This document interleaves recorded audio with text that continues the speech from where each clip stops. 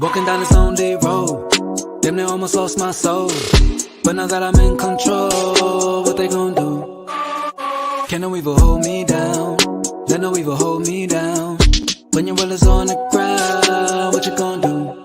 I won't go for anything that isn't in direction of the moon.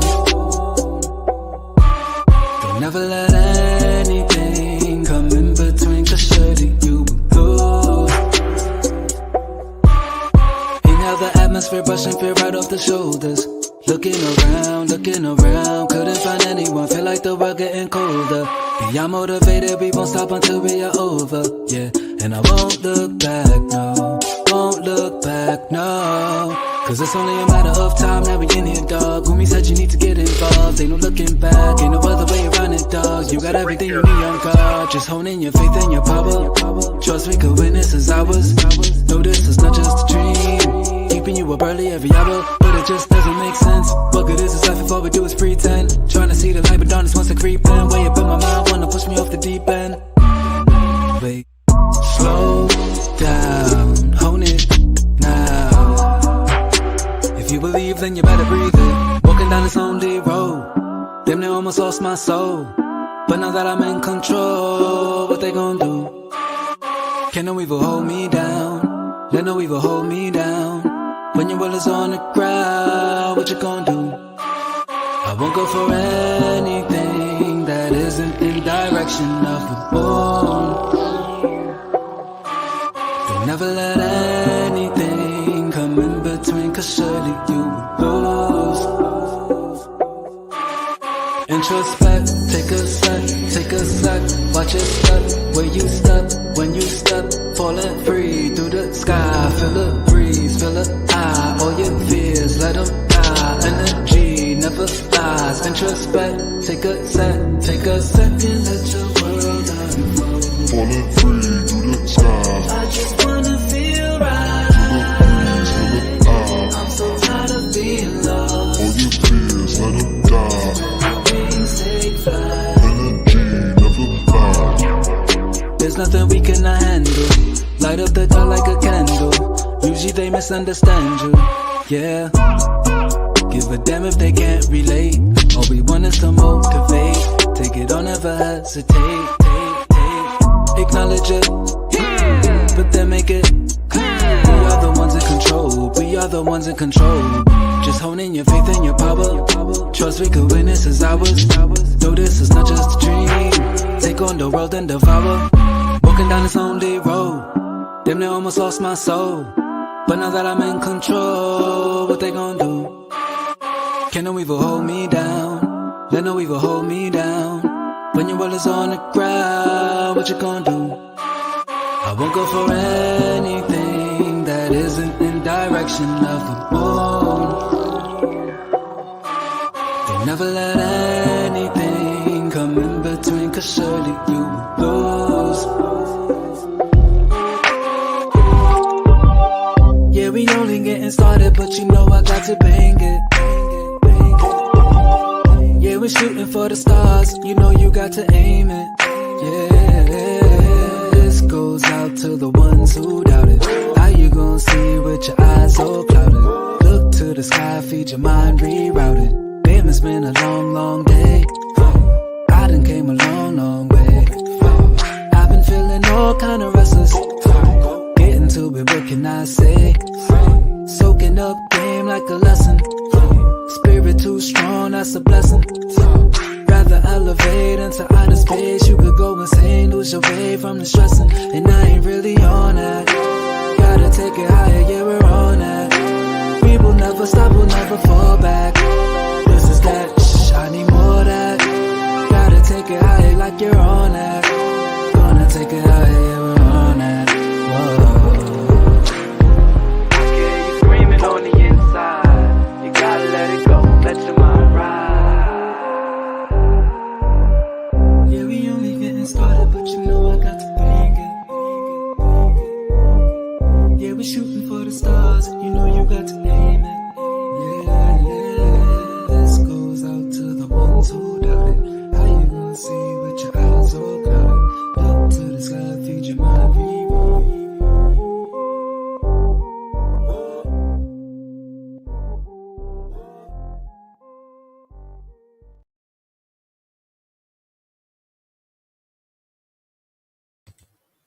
Yo, yo, yo. Good afternoon. Good afternoon, everybody.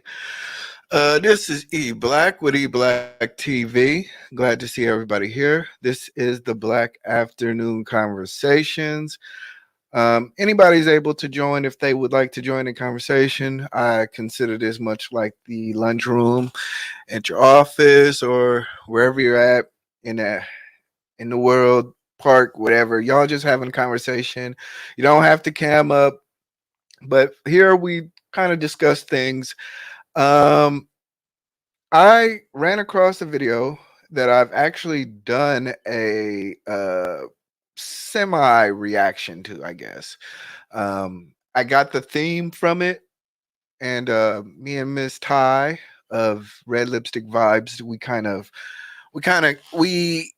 did a show to that, but I'm going to do a full reaction to the video, give us something to talk about, and I want to give a salute to everybody that's here. Salute also to the Black Pride. If you're not a part of the Black Pride membership, that please consider it. It's one of my favorite ways of supporting of your content creator. It's only $3.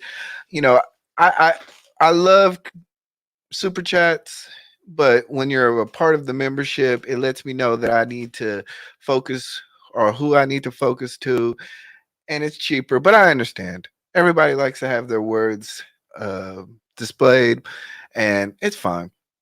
But consider to join it, and let's go. I'm not going to take too much time because this video is 1 hour, and if we're going to have discussions around it, think that it'll probably be a 2 hour stream. So I want to make sure that we get out of here in time. So salute to everybody that's in the chat. I want to give a salute to Critical Drinking. Our Sean Wild Seed is here. London McLevin. Sorry. But got my guest back here. What's going on, Scamrilla? Hey, how are you this morning? I'm doing Afternoon. good. Good afternoon. I'm doing good. I'm doing good. It is a This is your beautiful first. day. Yeah, this is the Black Afternoon conversation. I wanted to do something like midday, just black folks talking. No, you don't have to cam up, be all serious and panel debates and all that stuff. We just conversating. So that's the vibe right now, if you don't mind. Okay, I like Did you that. did you catch the intro? You like the Oh, intro? that's perfect. I do. I caught a little bit of it on my way in. I like it. Okay. All right. Shout out to XDMC, and shout out to Promel.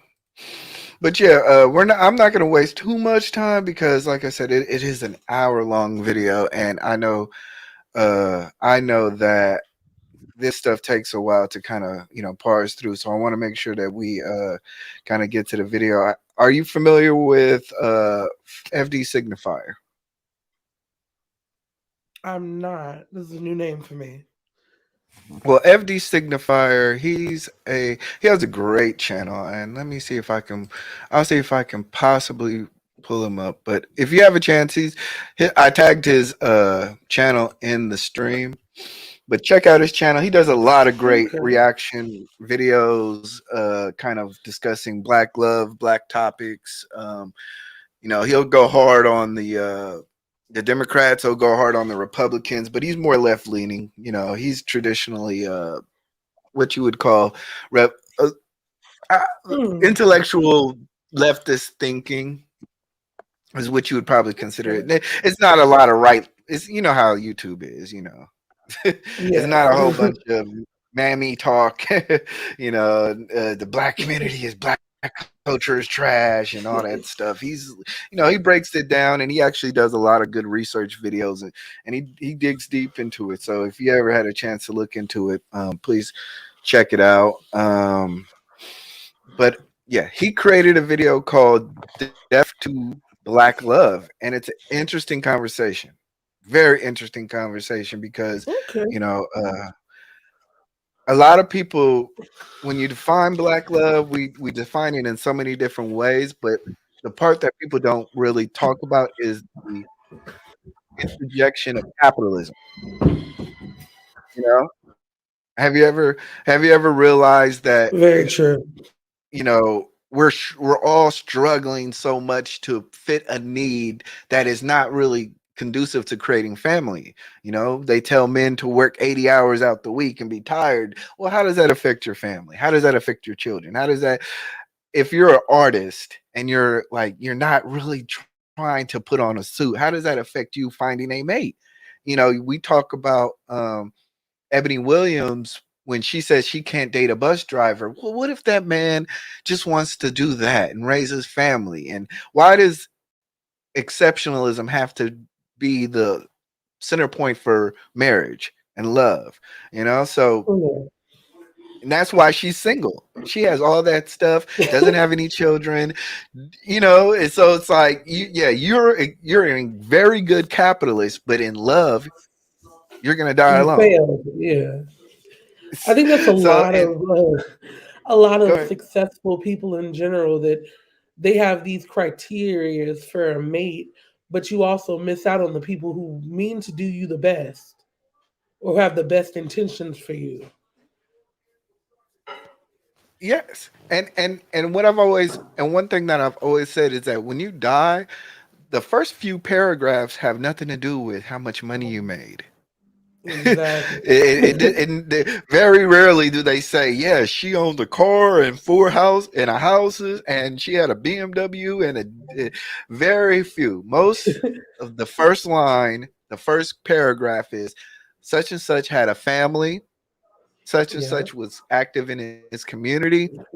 They talk about the person in general, so that's why I really like I understand the need to better oneself, but sometimes we also need to understand the family unit is also just as important. So anyway, Very like I true. said, I told myself I wasn't going to talk too much in the intro, but we are going to get into this video. Okay. Anytime you want me to pause, just tell me pause, but like I said, it's an hour-long video, so I'm gonna try to get us out of here in 2 hours. Okay. So I might skip around too, but anyway, No that's worries. We know each other inside and out. We know the things that endear us to each other, and we know the things that scare us about each other. Mhm. And we are willing to have conversations that may be cringeworthy and uncomfortable for the purposes of growing and challenging each other. And that is our sport.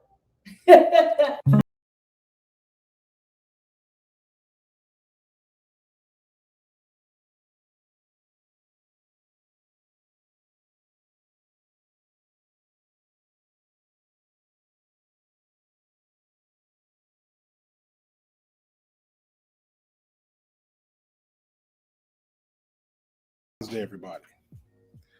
Although this may come out on Valentine's Day, it may come out the week before. We'll see. Either way, everybody's favorite holiday, and we got a special Valentine's Day treat. A couple of weeks early, the announcement of Rihanna and her longtime boyfriend ASAP Rocky having a baby. Congratulations. Thank you. Congrats. Thank you. I know Chloe's probably feeling. Congratulations.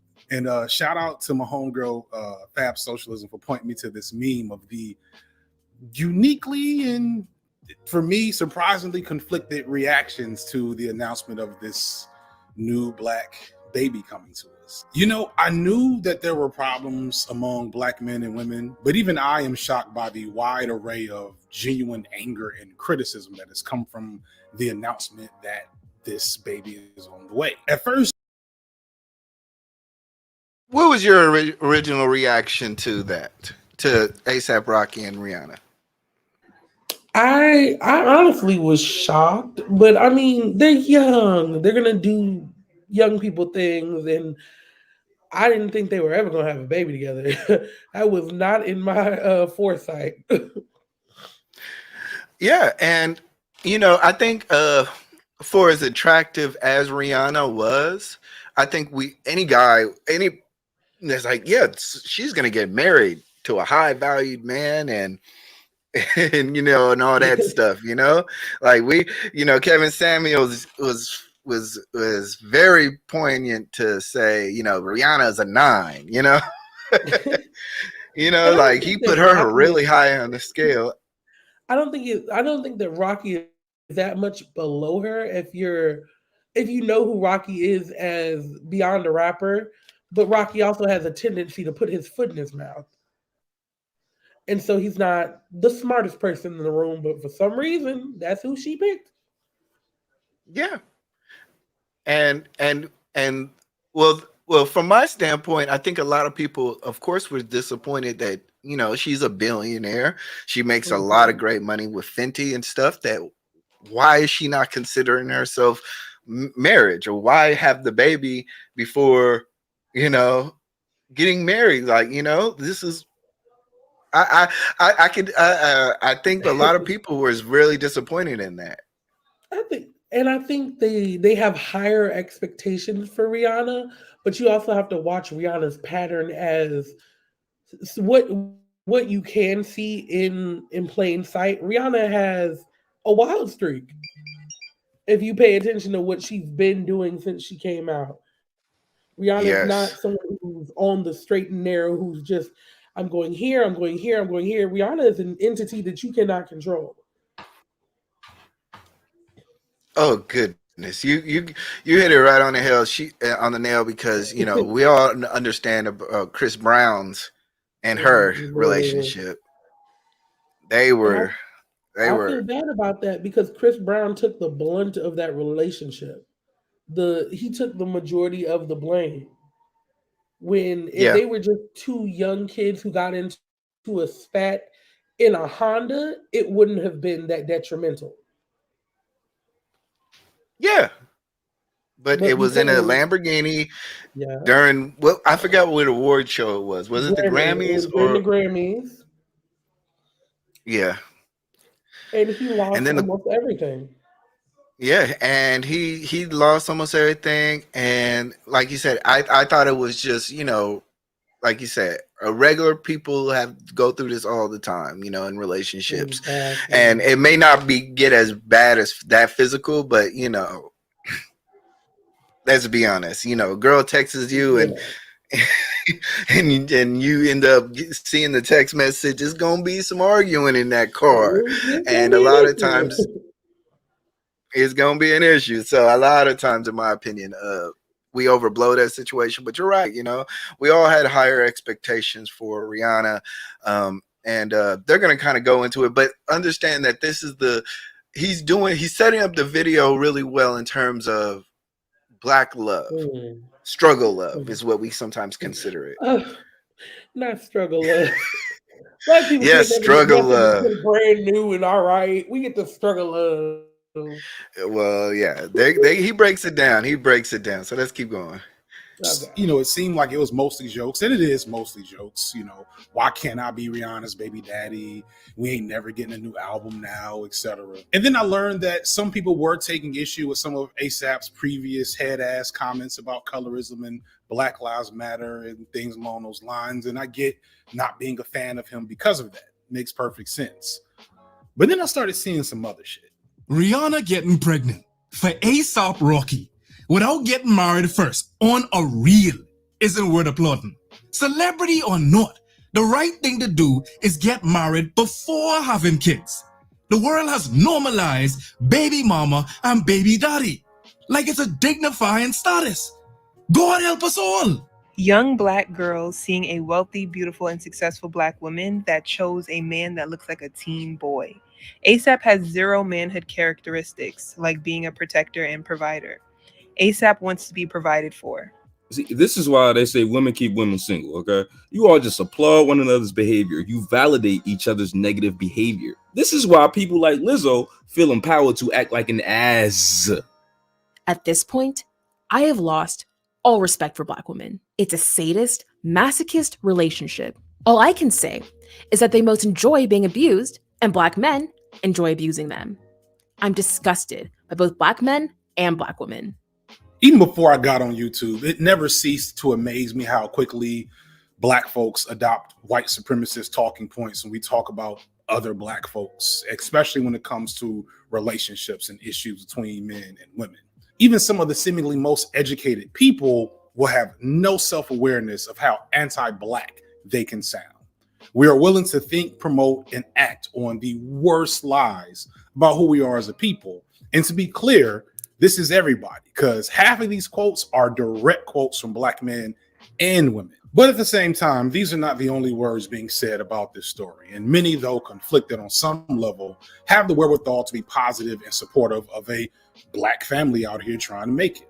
But those statements don't get the same amount of likes and shares. And I'm really starting, and I've been talking about this forever at this point, to recognize this pattern and how big a problem this is in the way Black folks, specifically I'm talking about Black men and Black women, engage with each other, especially online. There is a whole new wave now in the last year of content creators, Black dating gurus and consultants, etc., who are purporting to teach Black men and women how to find love, but are really only selling a specific form of anti-Blackness and almost never seem to be partnered themselves, nor do they talk to other people who are partnered in their content. On the flip side, that type of content in media does exist elsewhere. There are plenty of Black couple lifestyle creators. There's the Black Love literal channel where they are showing and engaging with actual Black couples and relationships. But I don't know if they're really providing a more useful alternative. While I do find it useful to model an idealistic image of what long-term Black partnerships can be,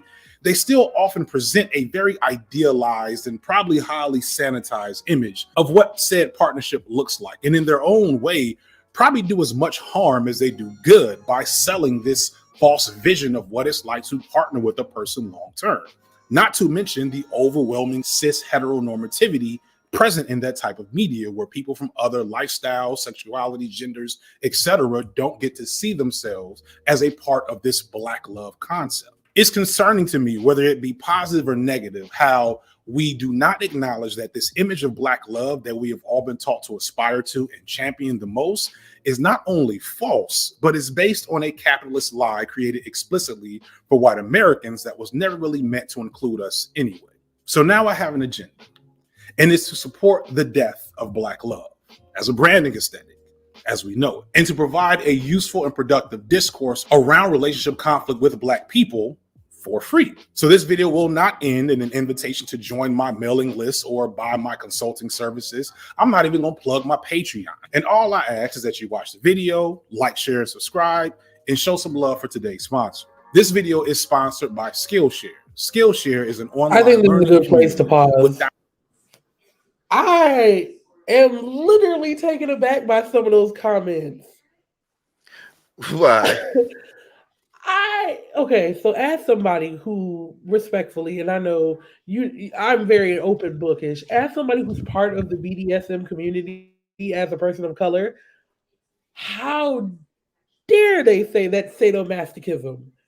Their relationship has nothing to do with sadomasochism. Like, Could you describe? Because I think a lot of people know what masochism the is bondage, so bondage, BDSM, the BDSM community is built up of 4 different fractions. And basically it's sadism, masochism, bondage, and I forget what the other letter is. Give me 1 second. It's basically like it's bondage, discipline, dominance, and submission. So those are the basic 4 elements. Yes. But to compare a lifestyle choice to what Rihanna and A$AP Rocky are going through is very flagrant. You said that to be inflammatory. And I think what they're trying to do is they're trying to, well, this is the whole dom versus submissive things. I would say that they don't like the idea of submissiveness, so they have to kind of say, well, yeah, you're being masticated, educated. You know, it's almost you're like being, yeah.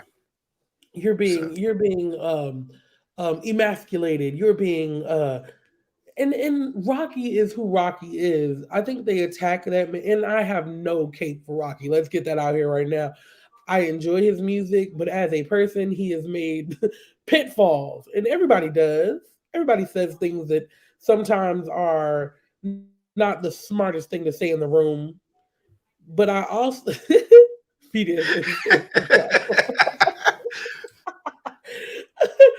oh, you got a crowd today, huh? But yeah. I also understand that who Rocky is as a person may be different than what we see in front of cameras. I know plenty of people from New York who dress and are high fashion and want to be part of the know how. And sometimes masculine society doesn't see that as something that's okay. Yes, Rocky is wearing a skirt with pants underneath. Yes, Rocky is fashion forward. But the question is, does that make that man any less of a man? Man, you're opening up a whole rabbit hole. And that's where that And whole I would yeah. yeah. That's and exactly when they said that he said that, you know, he's a teen boy. Yeah, like It, I, there's a lot of people from New York shaped like that. That's not fair to Rocky. That's genetics. What do you expect?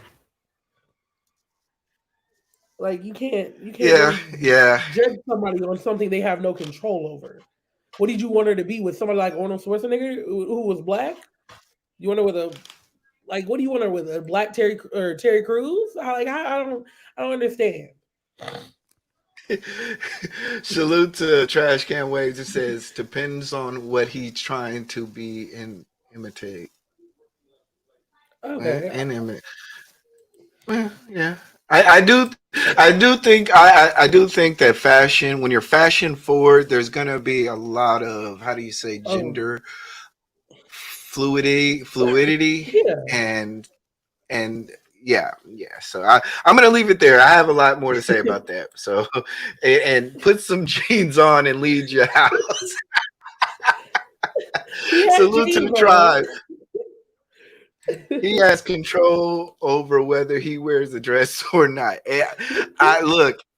If you can't hear it in my voice, it's like, yo, I want to discuss that, but I think we're just gonna skip over it just for a tiny little second, okay? Yeah, we're gonna get. I feel like we're gonna get there. We're gonna get there. So, but yeah, I agree. Yeah. I agree. But he also talks about capitalism in terms of black love, and I Oh think Lord, yeah. he's gonna get into that. So I want to, like I said, this is an hour video. If anybody would like to join, the link is pinned to the top of the stream. If you guys want to talk, you know, pull up, have a conversation. You don't have to stay the whole time. This is just, you know, black folks having a conversation in the afternoon. All right, let's keep going. Thousands of classes and members from over 150 countries across the world, with everyone coming together to learn, teach, and inspire one another that skills for. I have been hearing about Skillshare for years, and that is portal. Skillshare to home videos, posting that a lot of us do. And one feature is the difference between what I'm offering you here and what I'm going to your life. Help me dig into this conversation about love. I talked to numerous black couples in numerous situations and partnerships to ask them what they're doing and what's working for them, so that it's not just my perspective that you leave with. But to enhance my perspective, I also thought it best to let you hear from my wife. We'll call her FD Signifire, who I did a series of talks with over the course of making this video about subjects and ideas that came up as I was writing. You know, grew up with or knew some at some point in time when I was younger, and they get married, right? And they have like these big weddings, these big things, and then it's not funny, but like 5 months later, 18 months later, they're divorced. Not funny. I don't know how I'm laughing. But I'm like, how do y'all get out of these things so quickly? I'm learning to work on yourself, not from a selfish standpoint, but from a kind of learn yourself, so you can be a more loving to your spouse. When we think about there's so much pressure on couples, I see my homegirl Red Lipstick Vibes on here. Red, we actually did on our video, Are You Ready to Be King? This is what that video was based on. This video. Oh my goodness, I can't talk right now. I'm sorry. If you can't tell, I'm trying to work and trying to do the stream. So salute to Miss Ty. She is a Black Pride member. Salute to Harrison Tribe. I would love to, Harrison, if you guys had a chance, like I said, it ain't no pressure. Y'all don't even have to cam up, but I would love for you guys to join the conversation. Because I think if Scam, you may not actually know. Are you familiar with Harrison Tribe Media Group? I don't think I am. Okay, they are a couple. Him, his wife, Nikki, and Sheed. Okay. They run an excellent channel. They both have their own individual pages. Beautiful, down to earth people. Beautiful, down to earth people. You know what I mean?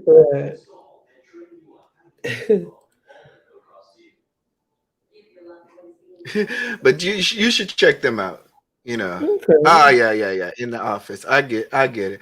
But yeah, beautiful, down to earth people, man. Anyway, let's go. I'm trying to fasten this because I know we got a lot to chew through, and we're just getting through the intro. But trust me, when it comes down to the conversations they're having, you're gonna want to talk about it. So, why is there pressure? Like, where is the pressure coming from? And I think a lot of it stems from when people look at you as goals or couple goals or whatever. I think people then put themselves on this pedestal to where they have to maintain this image of being perfect. And I think for us, what we've done, we've kind of broken the barrier between an online couple versus a real life couple. And what we try to present is, unfortunately, I hate to tell y'all, but like, marriage is not easy. I would say like not so much in terms of my Blackness. I don't feel like I have encountered a whole lot of discrimination or even, that pressure that Black people feel to be the best at everything. I'm not like, I have to win polyamory, damn it, in the name of my people. I've never felt, so when I was doing the blog about my polyamory, I didn't feel any pressure to do it to present for anybody else. And I've never felt like, oh, well, we need to represent what Black and poly looks like for the world so y'all can see. So first, let's tackle the juiciest morsel on the plate and engage with something that these Black dating gurus often seem to have in common, so much so that you think they get along perfectly, which is this unyielding, fervent investment in white patriarchal constructs of gender as the framework for how we shape our relationships as Black people. If there's one thing I'll never fully get, and I've said this numerous times at this point on this channel, it's how duplicitous Black folks can be in our greed need to dismantle white supremacy, but our ringing endorsement of white patriarchal frameworks for how we form our partnerships. And it's not even like a wink and a nod to the idea that we know we're doing something that doesn't fully fit or serve us because we don't have much of a choice. And I get that. And I'll talk about that later. But no, Black folks out here really completely align to white supremacist frameworks for how we define ourselves as men and women, and how those definitions should dictate how we choose to partner with each other and how we raise our kids. And for the record, because I know y'all are here, white folks, this framework isn't good for y'all either. And if you've done any study of white marriage dynamics throughout history, you know they've never followed these fucking rules either. It's really a mind that drives me crazy the way it gets promoted and supported by Black folks on social media. Literally, people are criticizing a woman who is a billionaire for having a baby with a man who is not on her level and becoming just another baby mama, as if. I recently watched HBO's Love Life Season 2, and it offers several interesting moments to speak on this topic area. Love Life. Have you seen that movie? Have you seen that series? I have not, but it looks good. I do love a good Black rom-com or rom. Yes, yes. Have you? What was that other? What was that other one with Lisa Ray or Issa Rae? Oh, I know Oh what God, you're talking about. Oh my goodness. it just ended too. Sixth Oh, season. Insecure. Insecure was fire. Insecure. Oh, I love that Yes, show so much. yes. She was So so they're open gonna. and honest. Yes, and you're gonna. He's gonna dig into this. So put Oh, your I'm seatbelts on, everybody. excited. I'm excited. Life stars William Harper Jackson and Jessica Williams as Marcus and Mia, and looks at their long, winding journey around, apart, and back toward each other to what amounts to be a very normative manifestation of a long-term partnership. They end up being a monogamous, heterosexual, idyllic family unit, but at least on the way there, they give us some things to chew on. One thing I love about the show is how it examines parts of Black love that aren't as easy to sell or make outrage content over. Things that we often feel and know, but don't often vocalize around this concept of Black love. For example, at one point in the show, our main character, Marcus, has a relationship with Ola, played by Ego Ndwodum, which typifies the falsehood of Black love as a commodity and the precarious nature of holding patriarchal values as a key to partnership. Marcus and Ola meet, and Ola is faced with a professional crossroads, which jeopardizes her ability to be self-sufficient.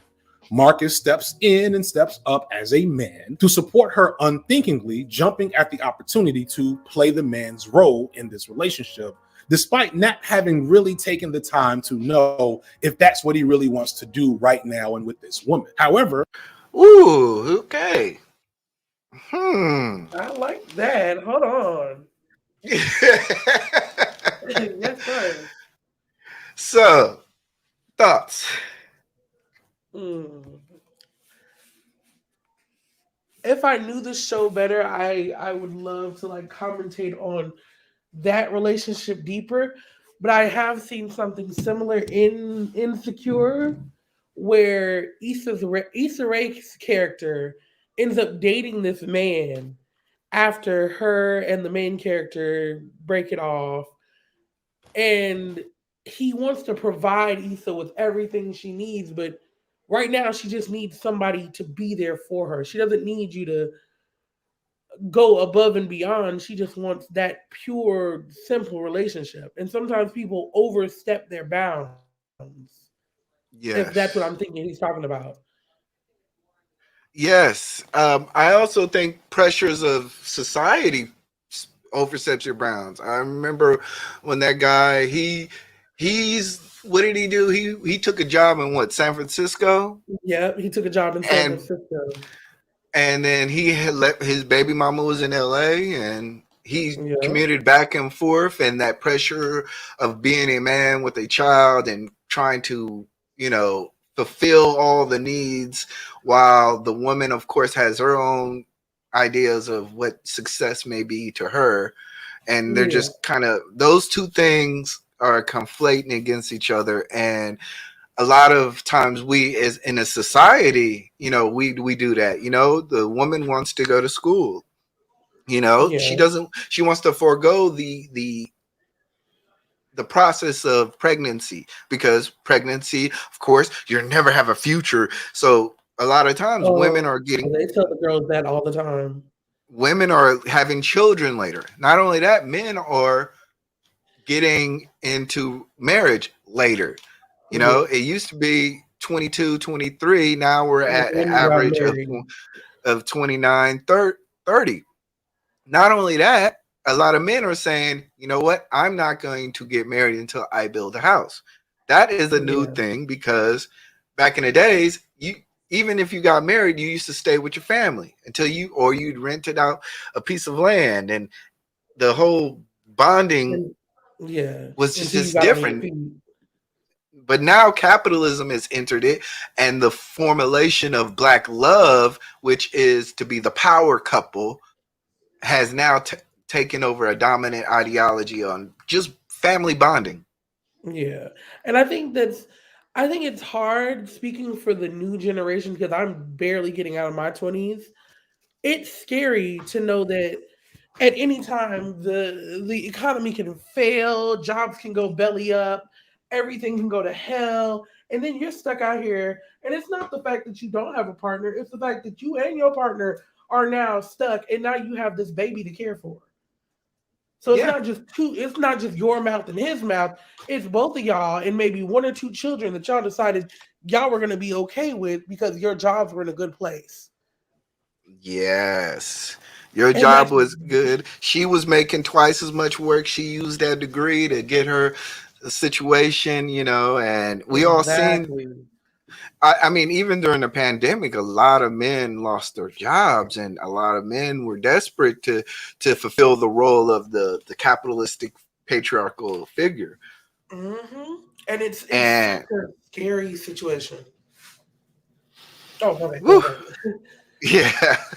Because you So never want yeah. to be in a position where you're just stuck somewhere like we were in COVID. Like there was no going outside at all.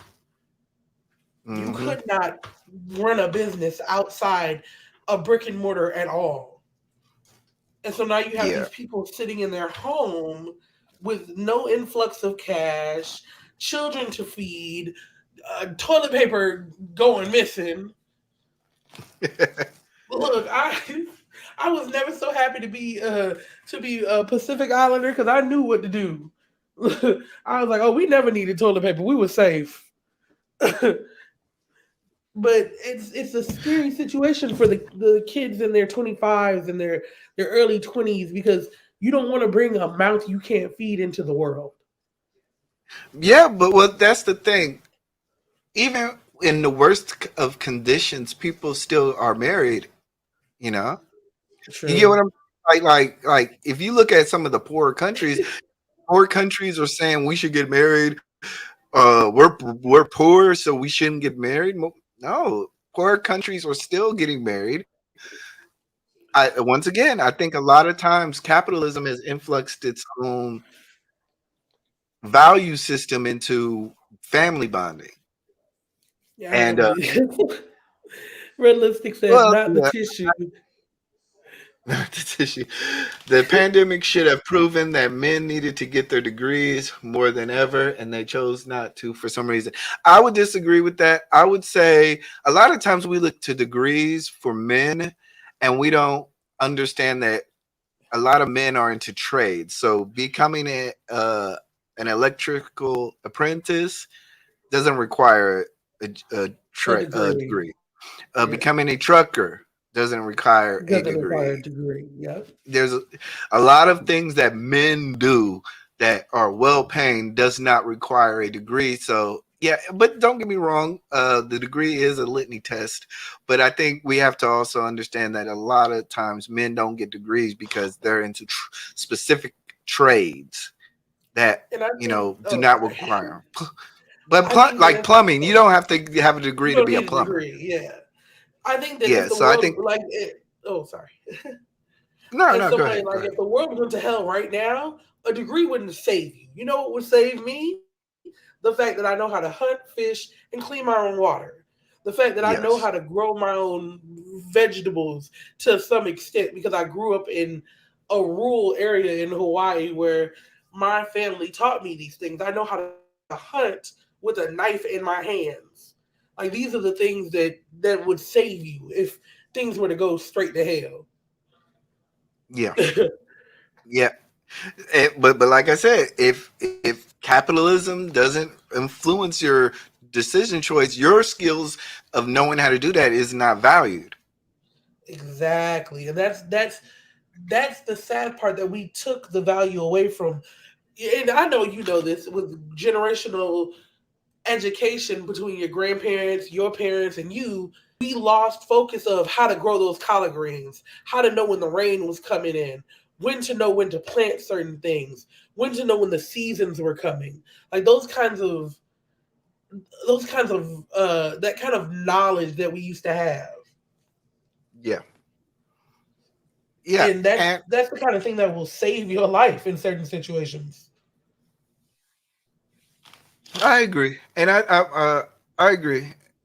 Let's continue. I think we're because I've seen this video before, but I think there's more that they're gonna kind of bring in. So let's go. Like many men who can provide hypergamy to women, he was rewarded by what sociologist R.W. Connell calls the patriarchal dividend, being rewarded and celebrated by Ola for his willingness and ability to protect and provide.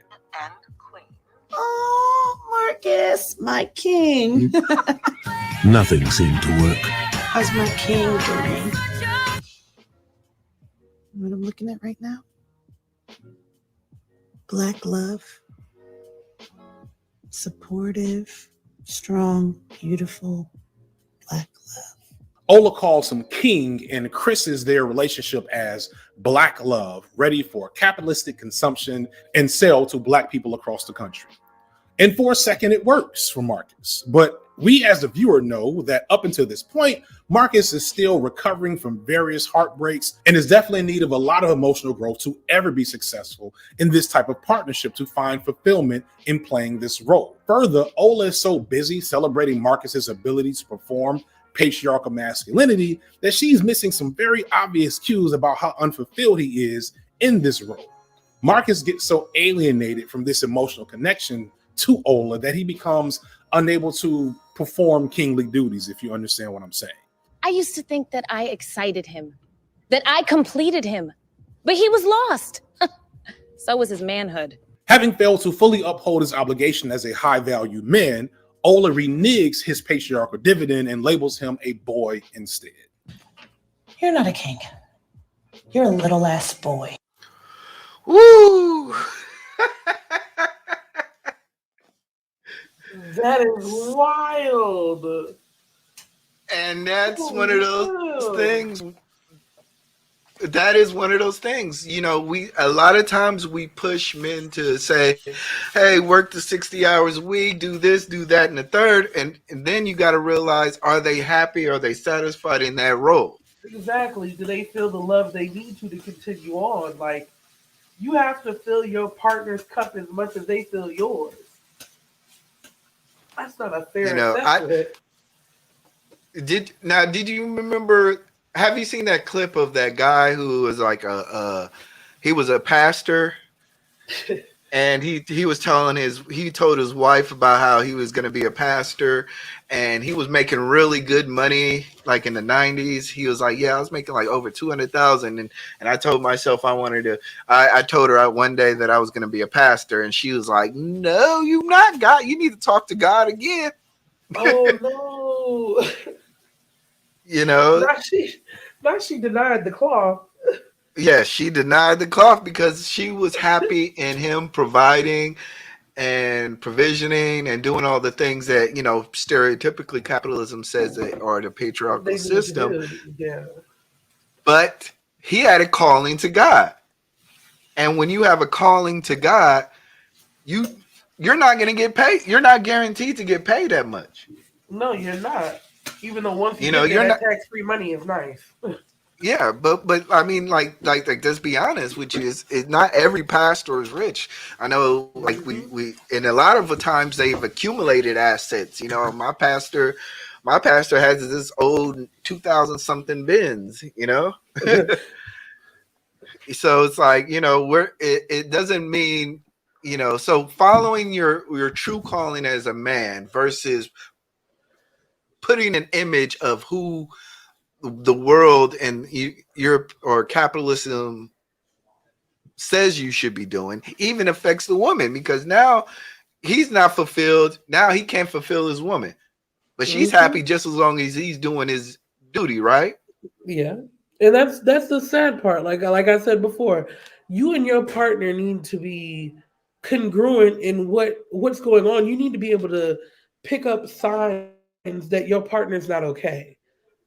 And it's sad that because the household is okay, you think that everything's okay. Yes. And even on the flip side, sometimes men will say, you know what? I provide the house. I do everything for you. You can stay home. You can stay home and not do nothing. And does that make the woman happy? No, because certain women are definitely happy being the homemakers. With other women, we want to help. We want to put in as much work as you did because we love you. We don't want it all to be on your back.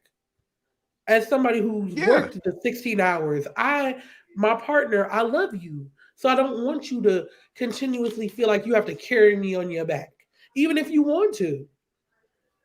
And then some women have goals and dreams too. They want their family, but they also want to make the content and the decisions that they want to make.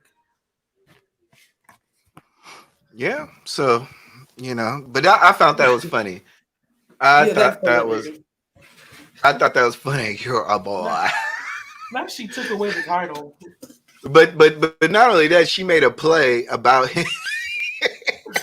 Did you catch that part? Cool. Yes, the play. That is just cool. Yeah. Salute. Wait a second. We need more Black Pizzeria. Black Mario. Yeah. No, actually, hey, you know what? I went to a Black Pizzeria in Austin one time. Good. Really? It was good. Good. Yeah, in Austin. There's one. I randomly ran into it too. It was salute to Stan. Tree. eBlack finally caught alive. Salute, fam. Salute to you, my guy. I'll be trying to figure out how to go live more. I'm in an artistic funk right now because I'm just kind of over panels right now. So I've been trying. I like the Black Afternoon conversation because, like I said, it's no pressure and people just talking. But we'll get to some main type of content. So I'm in the South right now, and a lot of people still grow their own here, but I can tell that it's slowly changing as the elders pass on. Yeah. All right, let's keep it going, yo. Yes, sir. Yep. Velvet.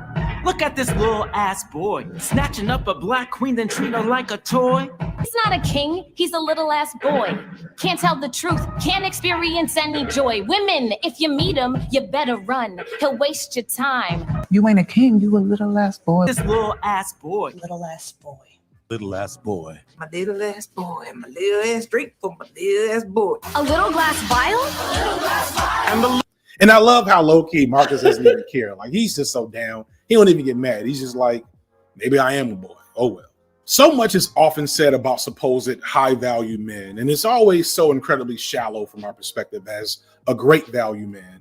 And it feels dehumanizing, and the show depicts this. Ola does something that I've mentioned before when talking about Lawrence from Insecure, and trust me, we'll get to him. She projects the high-value archetype upon Marcus because he's a decent-looking brother with a good job. On one end, I empathize with Ola, who has a dream and is looking to her partner to help support her in pursuit of that dream. That is one of the best parts about being in a committed partnership. I understand the reasoning of why Marcus would unthinkingly jump in to play that man's role in the relationship.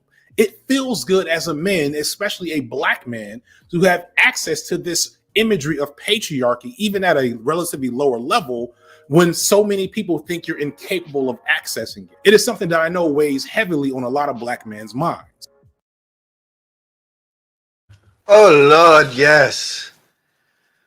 The weight of the world on the black man. Oh, my gosh. If you guys don't understand how many times I pay my bills and how many times, like, I ride my car and even driving past a homeless black person, I feel as if, man, I'm like the push and the of the world saying, keep going, Scam? Yeah, I feel that wholeheartedly. I feel like there's a lot of weight on, and I try to alleviate it when I am dating somebody who of any race. Like, I try to alleviate that weight off their shoulders as much as I can. Yeah, I mean, a lot of times. Oh yeah, go ahead. Especially a lot of friends, like, especially when you're trying to, as a man, you want to give your children the lifestyle that you didn't have, and you try to give them the even myself, I put my daughter in dance class, piano class. I try to enrich her life because I feel blessed because a lot of people aren't in the position, and statistically we're not even close to, you know what I mean? It's like you even like, even at schools, like when I go to the schools, all the black fathers look at each other and we all give each other that nod, because we understand we understand that we're not supposed to be here. We're not supposed to be doing what we're supposed to be doing. You know what I mean? Even though it's just natural human behavior, just naturally being a father, naturally providing. As a black man, is different. It hits different. Yeah, because there's no, now there's images of black fatherhood and men being black fathers, but a big stereotype was that, oh, you don't know your daddy. Oh, where's your father? Probably not there. Like, Yeah. that's a huge stereotype. And it's Man. sad that like it's gotten this far. Like, so to see another black dad is to see a unicorn in some households. Yeah. And there's always an excuse. There's always, it's like, no, I set my life up to be exactly who I am, but then there's always an excuse. Well, you didn't grow up in the hood. No, I grew up in the hood. Well, you wasn't a thug. Well, shit, I fought a lot. You know what I mean? It's like there's always an excuse to why you're successful in America as a black man. You know what I mean? It's always an excuse, or you're always the exception to the rule. And I see even a lot of my brothers, we a lot of times brothers will leave the household because they do not feel like they're fitting the mold of the traditional patriarchal system. And that's so sad, because all these children deserve fathers. Like, like, ask somebody whose dad is not black, who that man, God bless him, he was not there because he had prior engagements. Like, there's a void that's there for parents of color when you leave the household, and it makes it harder on your partner and everyone else in the household. Yeah, I agree. Let's keep going. Like I said, we gonna keep pausing. Trust me. You see how good this video is? This is a really good. I really enjoy his references But too. it took me to step back and say what? I said I really enjoy his like cultural references too, because I thought I was the only one who saw that little weird movie. I was like, wait a minute. Yeah. realize I, one, had to have a different approach, and two, I have to understand that this is her ideology. So I can do what I do, but I have to dial it back. Just had to find ways that, you know, it's equal. That's one thing about Kayla. Kayla is where she had equality is a thing. Regardless of what body part you got, equality is a thing. And, you know, I just try to make it as equal as possible, while also not compromising my ideologies too. And understand that just because this is maybe what the origin of it was, doesn't mean that's how he treats me. That's how he views me.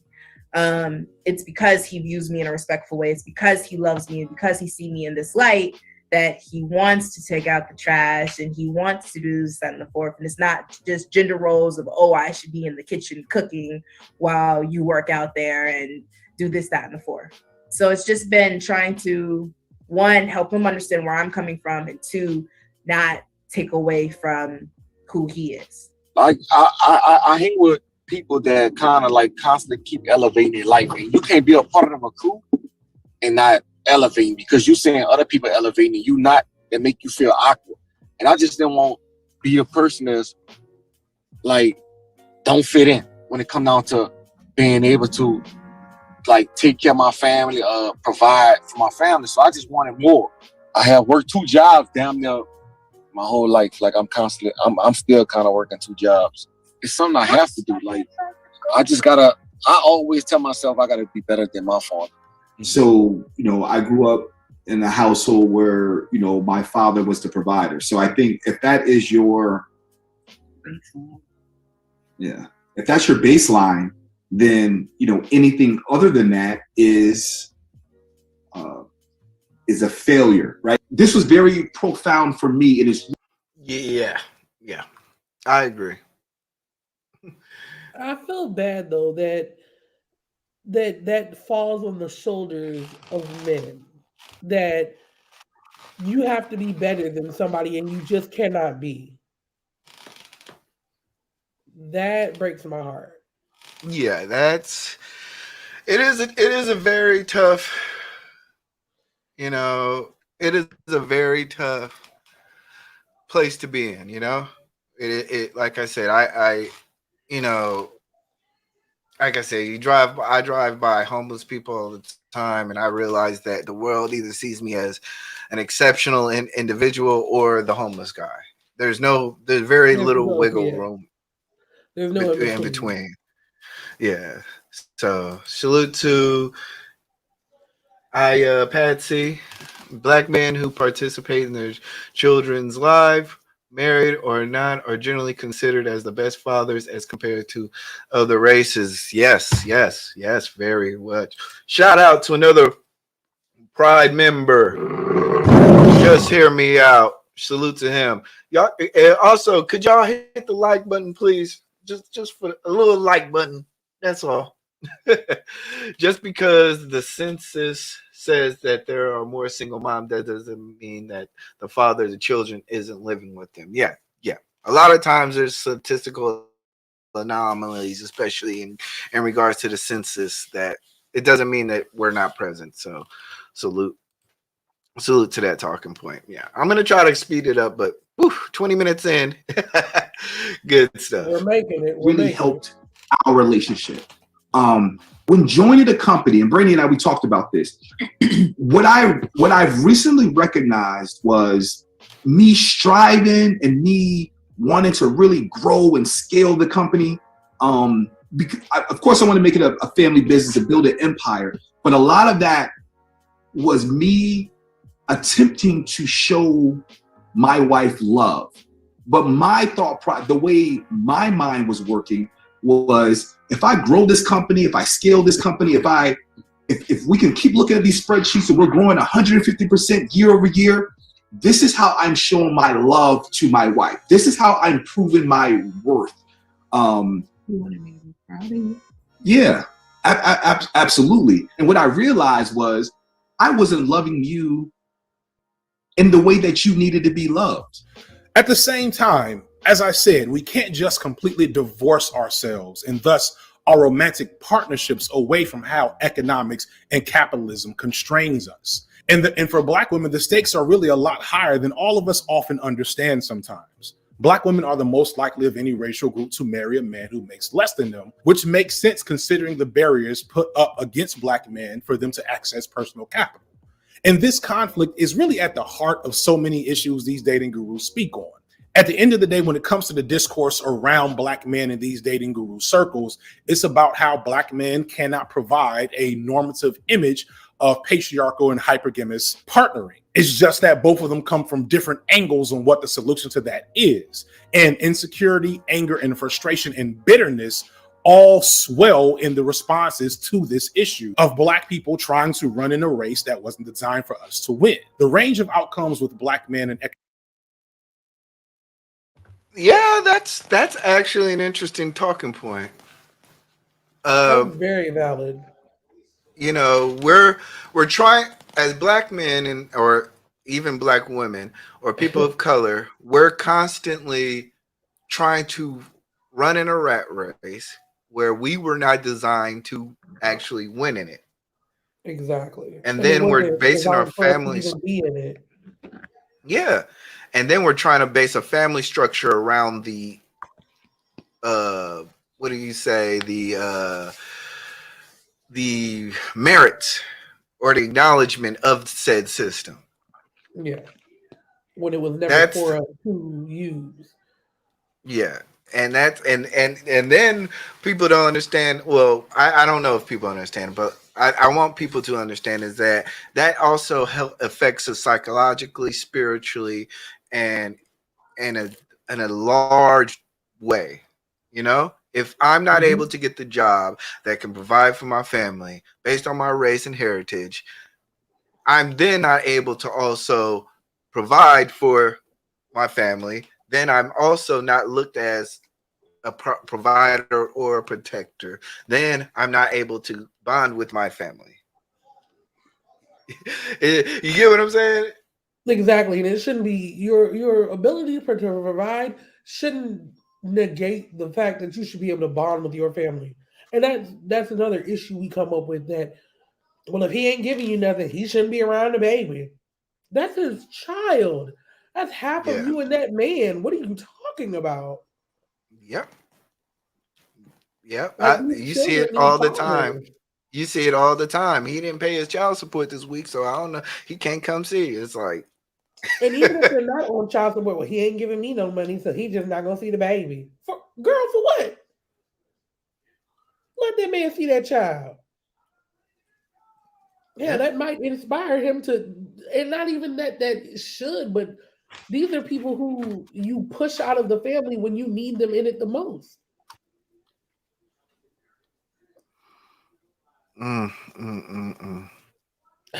Shout out to who was it? Shout out to Mr. He said for the Chris Rock reference. He said, and all they get is a cookie for doing what they supposed to do is tough. Shout out to that Chris Rock reference. Yeah, it's a problem because you don't want to over celebrate the bare necessities, but you also want to make sure that people feel valid. Like, no, you shouldn't want a cookie for doing what the fuck you supposed to do, but also don't just shrug it off like it's not something important.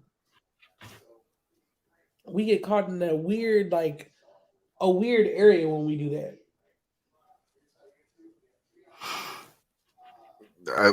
You ain't never lied. Salute to Kay in the chat. Salute to Kay. Once again, if you guys can hit that like button, I'd appreciate it. But let's keep going. Like I said, I want to keep. Man, you can see I can slice and dice this all the way up. We'll be here all day. I'm trying not to make people late for their lunch break, you know. Trying to save you some time. Yeah. Economic viability makes it so Black women seeking to partner exclusively with Black men have to figure out a lot and have to compete for, relatively speaking, a smaller amount of men who are accessing that high value man status. And it's really important that we empathize both with the Black men struggling against the constraints of white supremacist patriarchy, as well as Black women who are experiencing life both as women and as Black people and facing their own unique form of oppression. But we don't empathize with each other because that doesn't get clicks and shares. We operate on these binaries where Black men are either fuckboys or good men, and Black women are either submissive or have masculine energy. And it's no wonder that none of these people ever find love until they get off these fucking sites. Just saying. I think I'm more empathetic than I was.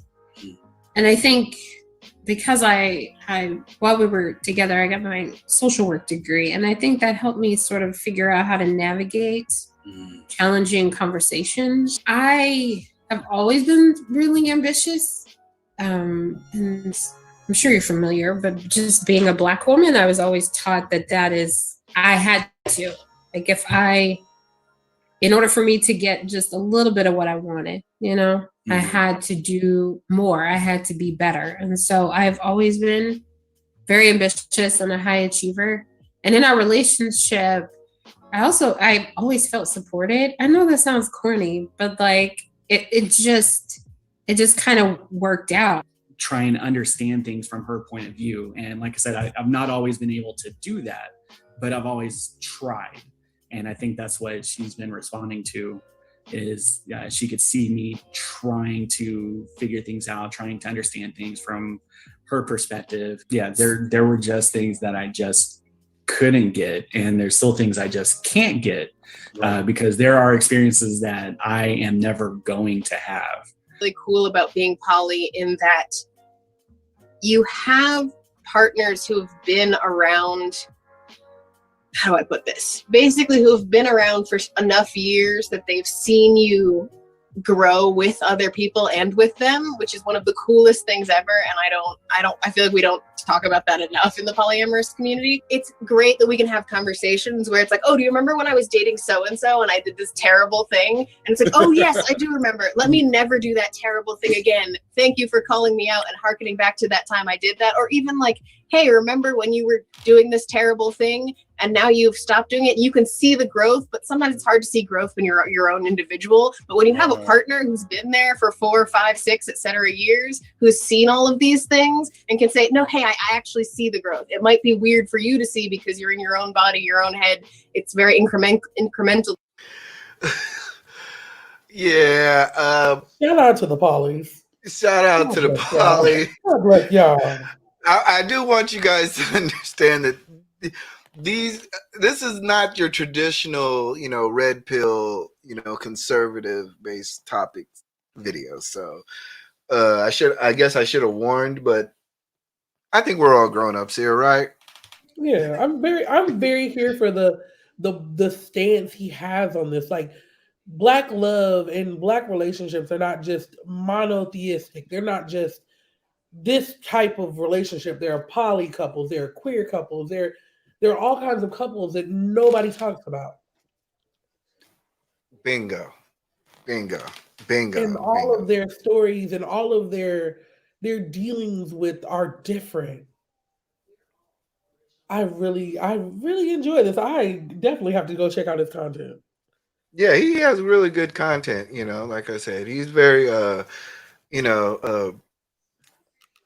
does a lot of great research, and he doesn't do many. He does some lives on. He has a couple of channels, but he does do some lives, and he has dialogue. And sometimes he may be a little too left for most people, but yeah, like I said, I'm a very much liberal person, so I can understand where a lot of he comes from. So anyway, I don't want to you, but like I've been sitting on the outside and I can see it and I can help contextualize that for you. If you're making a choice about your own willingness to heal alongside someone or your willingness to heal alone, both of those have to be done in the context of self-compassion. And when you offer your self-compassion, then you're better able to stop evaluating people out of this lens of perfection. You're hoping for that unicorn of a Black man, forgetting that he went through similar trauma spaces. He went through racism and classism and whatever other isms might impact a Black man. And you have no compassion for that because you don't have compassion for yourself. And that's not to say to settle. I'm saying focus on all the areas where you're still hurting. Yeah. All the things that continue to trigger you. Likely because you haven't been offered compassion. It has not been mirrored to you. But if you don't establish a practice of self-compassion, it's going to be really tough to attract the type of man that can then, one, offer you the type of things that you're interested in receiving and do it in a compassionate way, not a manipulative way. And it takes a certain level of maturity and self-actualization to be like, hold up, everybody is coming in ain't golden. Hold on. Let me spin this back. Pause. I need some self-actualization time, some alone time. Then I need to come back and readdress this dating thing with. FYI, I'm going to take his pause, but I knew he didn't use it in the right way, but I'm going to definitely steal that bite. That's a good pause. That's a good pause. Very clear pause. Very clear pause. I got to send you some sound clips. I got you. Yeah.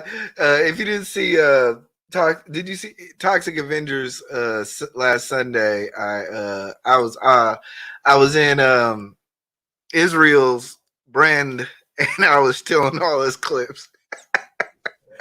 Look, we got to share as a community. We have to share. Yeah, he was mad. I was all up in the medicine cabinet. digging through the groceries. You don't need this. Yeah, let me borrow this, man.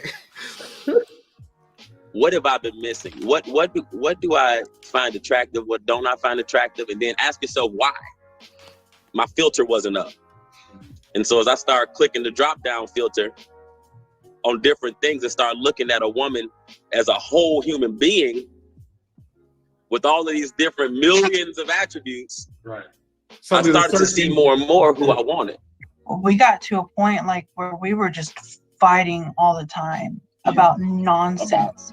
And now I was the one starting the fights because there was a lot of displaced anger towards him that I didn't even realize was there. Being in therapy has helped me find ways to help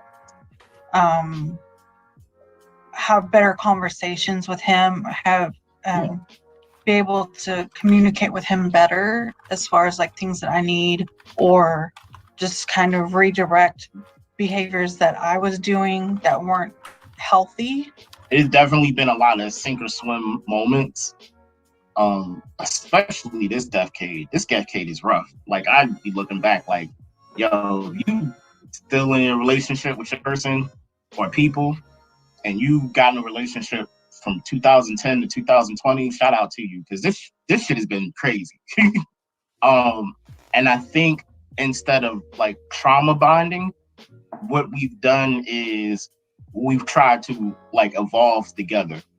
But even when things go right, even when money and economic access to capital isn't an issue, we still see that things don't happen perfectly because we're trying to exist in a framework that doesn't fit us. So characters like Marcus or Insecure's Lawrence, these images of Black men trying to manage roles as patriarch and their own sense of self, find issues with finding fulfilling partnership apart from their high valued status. That said, I feel like, and maybe it's just from my standpoint, I haven't seen a lot of media created or centered around Black women who embody that same paradox. I feel like I've noticed the same thing, that even when there are Black female characters on the screen, that they still fit into certain boxes.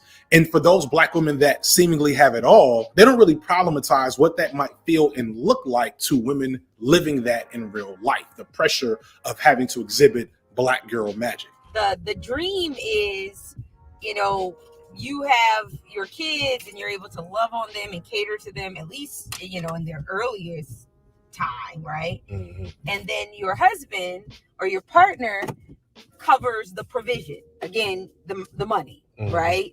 To make sure that you're comfortable in doing it all. And while we couldn't have lived the lifestyle we lived without both of us contributing, and I want to be very clear about that, there were times that because I wanted to still meet and adhere to the stereotypes of what a good loving mother should look like, it was a struggle. It was something to process because everything else was telling me, girl, you doing too much, and why? Really hard decision because I was offered another position for a very big company doing marketing, and I turned it down. So here I was on this trajectory, you know, in corporate America, and my career was moving so fast, but I decided that I wanted to stay home with my children. I don't regret making that decision. I really enjoy being at home with my children, but at the same time, well, what did you go to school for? What did you spend all that time for? What did you work so hard for? What's going to happen if he decides he's going to leave one day? All those things. You get those questions, you get that pressure, and it's very intense. So it's like I'll see you typing and bouncing a baby on your arm and trying to do something. I'm like, yo, word? We were working through dropping those roles that she saw her mom and her grandmother step up and do all of the parenting, right? So from the woman's perspective, what do you think about this? First, before you answer that, salute to Information Man. Hey, Information Man, I need your email address. If you don't mind, could you, gosh, yeah, drop your email address, because I have a show that I want to do. And I want your input on. So if you could, but salute to Information Man. But what do you think about this? Because the roles are now being reversed. And I've seen it reversed. I've seen the man stay at home. I've seen a lot of different things because I am part of the certain communities. Shout out to your favorite alphabet auntie. Okay. But I think that women want to, and I'm speaking from the women in my life, the women I've seen growing up. These are, and before myself, very devout Southern Baptist, Midwestern women who live and die for the church, their husband, and their children, and will pick up all of them on the strength of their back and make sure that the man is taken care of, the babies are taken care of. But when does that woman get the time to take care of herself? When do you have time to sit down with your partner and say, damn, I'm not happy? But these women never had that time. They never got a chance to be like, I'm tired, I am sad, I'm worn down. No, because the babies came first. You had to make sure your husband came first. You had to make sure that everybody came first. And I think that a lot of people who romanticize those times really don't consider what everybody had to go through. The man had to constantly work these 12 hours and 16 hours to provide for a family, and no one ever asked, hey, you okay? Are you all right? What's going on with you mentally? Like, no one asked these questions in the 50s. I can believe it. Yeah, that is tough. That is tough. Let me get to what he said. They want to control adoption, segregate, surrogate, foster all the woman's decision, but let a man say, I want another woman, you're controlling. The only problem with men wanting that's a good opinion. as long as you can provide for her. If you can provide for two women, by all means, God bless you. Go with God and make sure that your women are happy. But if you cannot, you have no right asking for another woman. Yeah, it's tough because, even like, because my wife went through a situation where, she, early on in our college years, she wanted to have, she had very big aspirations. And, it ended up coming down to where, like, even now she's just kind of like, I like being a home mom and I like not having the stress of capitalism. And she's not going to say that. That's me. But she's not going to, she doesn't want the stress of, having to, buy dresses, fix your hair every 2 weeks, or every week or whatever. And, she likes kind of like the urban suburban lifestyle. Yeah. Whereas for a large part of time, I think women, do that. But hey, I'm going to play the video, but I have to run on a call. So okay. And so it's like she has to step off that expectation. And I'm helping her step back off the expectation, like, hey, I'm a full present father, loving, caring father. So every day. So there is something called good enough parenting for a reason. And I see now holding yourself to parenting perfectionism is a recipe for relationship turmoil and personal pain. Because when I come up against these ideas of who I want to be as a mother and who I am as a mother, they are not going to be the same thing. Who I want to be as a mother does not happen in the world I'm in, like in the context I'm in, with us having no family around. Like, it's just, I need a village. We need a village and we don't have that. And so that limited capacity is like, how much time do I want to give to, and how much time do I want to give to Ramon? How much time do I want to give to Candace? And then how much time do I want to give to my business and my job? Just to say, man, something's going to suffer. When you got as many things and as many goals and as many high expectations as we do for every part of our lives, something's going to suffer. And you have to pick the thing that's going to suffer. Otherwise, it will choose itself for you. So to illustrate this, going back to Love Life, we see Marcus eventually finally get with Mia, and she convinces him to stop working to pursue his dream as an author. And up until this point, Mia has always made more money than Marcus. In exchange for this, he takes on the brunt of childcare, though partially it's an excuse to avoid the fear of failure as a creative. Eventually, Marcus is successful at writing his book and clearly comes up, and he offers a similar opportunity for Mia to leave her job, which seems ideal, right? However, one thing they don't really tackle is in that time frame, it doesn't really engage with the fact that Mia has to work and be Black girl magic throughout her child's earliest years. That is something, again, I don't see a lot of discourse around. We have this neoliberal girl bossy image of the woman that works through childcare and maybe makes enough money to outsource her domestic labor that is missing from the home to someone else. And while that's fine if that's what works, it doesn't engage with what it feels like to be a mother who has to leave their child to be in an office, especially for Black mothers, for which motherhood historically has always been a complex and perilous reality to face. The eBlack just came up. I left my email in the private chat, brother. All right, just thank check you, your private check and your chat and email me, man, brother, and I'll be a part of what you got going. Okay. Okay, thank you. All right, yeah, brother. man. I'm Continue on. doing good work. But hey, shout out to you, man. I'll be ghost watching, and I always leave it like, man. I'll be watching. All right, I appreciate that. Continue doing what you're doing, brother. These are good conversations to have. Peace. The peace.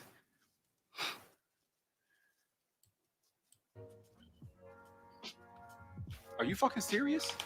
Condola, stop acting like I'm a fucking stranger. I'm his father. You're barely ever here. And you never check in, not about his swimming or food. And you don't even give me more than 3 hours notice when you're not coming. I have a job. And you moved away. Yeah, to take a job I already had before you blew my life up. Blew your life up? Yeah. You are not a fucking victim. Well, you made a decision without me, and now you're trying to use it as an excuse to keep him from me. What? How do you feel about Lawrence from Insecure? Oh, then she walked away. I've been with AJ for 18 years now, literally around the time this video. What do you have to say on that, Scammer?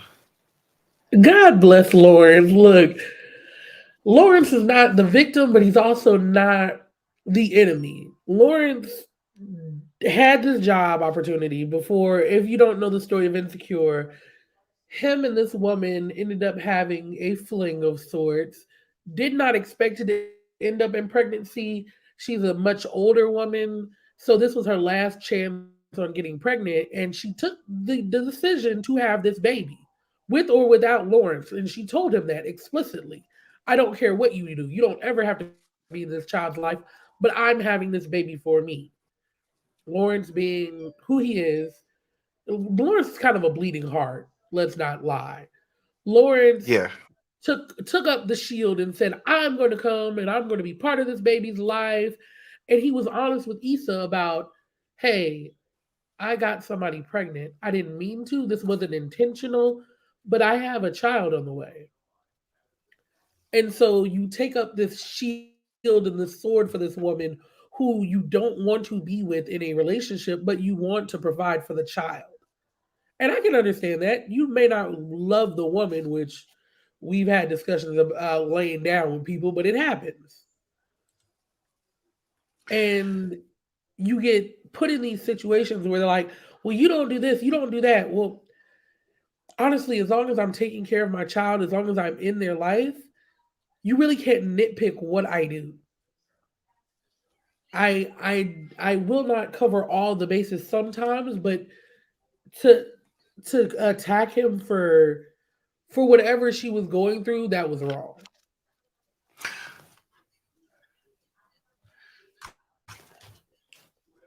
Okay, I get you. I'm going to go back to my meeting, but I just wanted to let you kick it.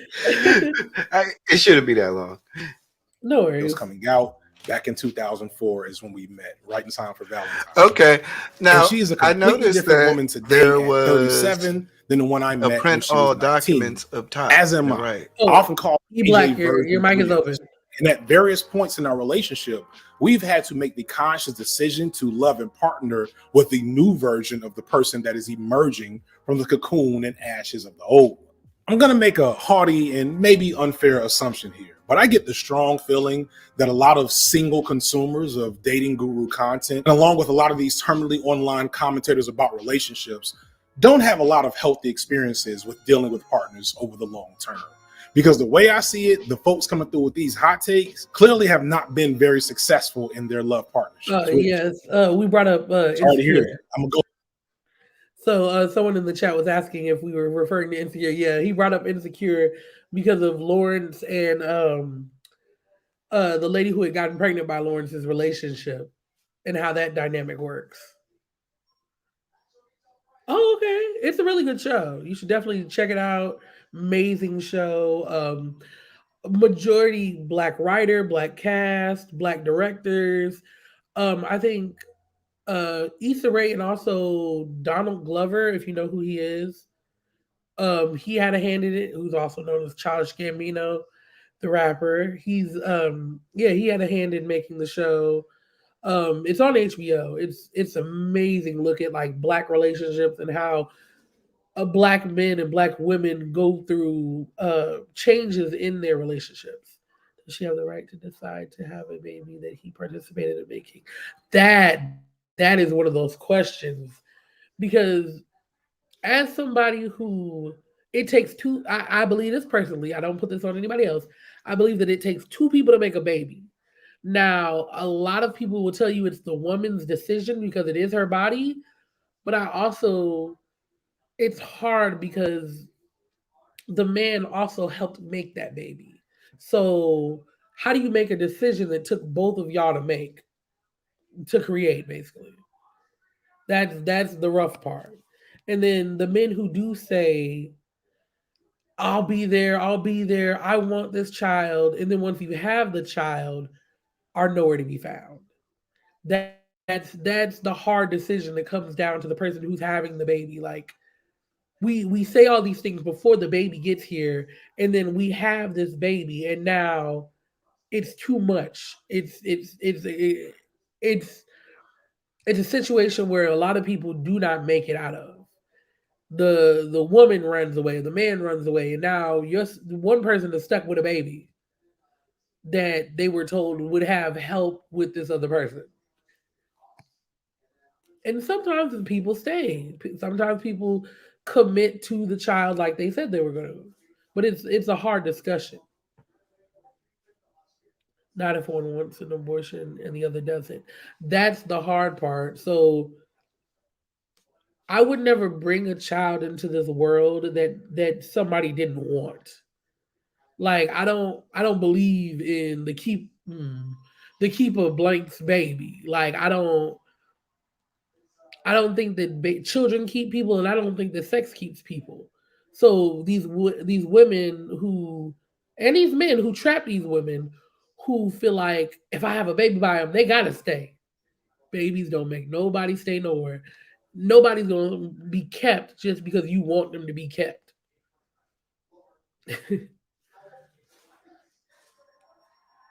Them oops babies, them yeah. But let's keep going with the video. Go to an easy example.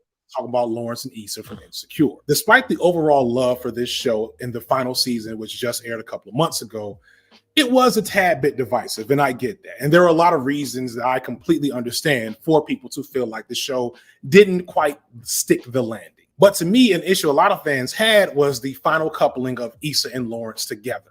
I already made a video about how much I love Lawrence as a character at the end of season 4, and those feelings have not changed, but we have to now engage with the final season. To summarize it though, Lawrence is a great character because he's flawed, and because his flaws are relatable and in many ways for a Black man on screen transgressive. Unlike typical male leads in romance stories, Lawrence's flaws aren't that he's unwilling to settle down or is aloof and has a womanizing habit. He doesn't have to be tamed. In fact, he kind of already is. He's indecisive and often passive. He's a person that thinks and contemplates and can be unsure of himself of when to act. When we meet Lawrence, he's in the middle of an early life crisis. Sorry about that. I got back. I'm back. So No I see we worries. talking about the oops baby. Yeah. Yeah. So okay, I'm just gonna keep going because I don't know where we left off. So We're they're talking about Lawrence and how we're coming into the character of we're talking about Insecure now in the video where they're talking about Lawrence as a character, how he's passive and how he doesn't have to be tamed. He doesn't have this womanizing streak. He's actually in the middle of a midlife or a early life crisis. yes. Okay. Yeah. I'm just gonna keep playing. Appreciate it. I'm sorry, y'all. No, no worries. I knew I shouldn't have sent this email. I knew I shouldn't have sent this email. And the moment I sent the email, they was like, "Can I call you back?" I'm like, "Fuck." All right. Crisis and a depression, and white patriarchy doesn't endorse us openly accepting black men in this state. I think this is one of the reasons why him and Issa ending up together at the end of the show is as divisive as it is for the fandom, because he's really the opposite of the typical male love interest lead. And this is not to ignore the faction of toxicity in some of his supporters, but again, you can watch the old video for that. For me, I love that Issa and Lawrence ended up together because it really offered a more useful message about love and black love that we often don't get in romance stories. You recognize how much of this relationship wasn't about fulfilling a fantasy of black love, but it was a choice between them to partner with each other despite the shortcomings and flaws. So do you believe it'll work out? I'm okay with finding out. The one thing I will say is that Issa had a lot of of course insecurities, but Issa had a lot of insecurities about herself because she wasn't truly developed as an individual either. She had to process a lot of her fulfillment and what she felt was fulfilling. You know what I mean? Yes, Issa's character definitely was trying to figure it out and was lost in her own sauce. Yeah, she because like she wanted she had dreams and aspirations that I'd hate to say sometimes the relationships do block, you know. She had to get it out the mud, fix that house a few times, you know, have a couple of conversations in the mirror by yourself, you know, dealing Yeah, with you life in gotta. general. And well, she was rapping in the mirror too, I you love know, the mirror raps. yes. So, you know, she had to, you know, this is kind of like the undercurrent of a conversation of, okay, when you're in a relationship and you're not fully developed, how do you continue that said relationship when you have issues, dreams, wants, and stuff to go on? And it's very tough. You know what I mean? Like Yeah, hard. it's really tough to say, okay, well, I want to be in a relationship with you. However, I do want to do X, Y, and Z, which may not be in alignment to or us having a relationship, or may take away from who I am as a person, or it may just be a distraction. Yeah, and it's part of I guess some people would say compromise. Yes, I love you and I'm falling in love with you, but I also have goals for myself. Now, it depends on if your partner sees this and they want the best for you, so they want you to reach these goals, or if they see these goals as threats to how you would run your relationship. Yes, yes. And I think, especially for Issa, she had what that entrepreneurial spirit. You know, Yes, Issa definitely. She was in a job where she felt like she was stifled and that this wasn't for her, but she still wanted to give back. yeah. And then you know you look at Lawrence. He was what 9 to 5 in it. Yep. You No, he know, had a job that he was in the middle of producing an app and shopping for it or shopping it around, but could not get it off the ground. And then she was trying to tell him, hey, just get a 9 to 5 so that you can help around the house because I'm drowning. Like, it's just on my back. Yeah. While you lay on the couch and worry about this app that you haven't worked on since God knows when. Yeah. Lord have mercy. You know, that is black love, ain't it? Look, it's the give and the take. You gotta, and I talked to my friends about this, my friends who are married and my friends that are dating. You've got to be able to fill your partner's cup when they don't have enough. It's sometimes you don't have it, sometimes they don't have it, and sometimes you have to give to receive. And it shouldn't be, oh well, it's always me, me, me. No, sometimes it has to be the other person. Yeah. And if that But other person to isn't be willing to fair, pour into you, do go you ahead, think that Lawrence would have gotten his app if he was in a relationship, or do you think that him meeting out in a relationship helped? I think that I think them separating helped. I think Yeah. that Lawrence was way too comfortable because he knew Issa could do it, but he definitely didn't gauge how much it was taking a toll on her, and she didn't either. Because anytime another person can come in front of you and make you second guess your person or your relationship, that's a problem. And how long have Okay. y'all been together for you to step out on somebody just because you're upset? Goodness gracious. You We know, it's cooking. only We cooking. We cooking. Let's go.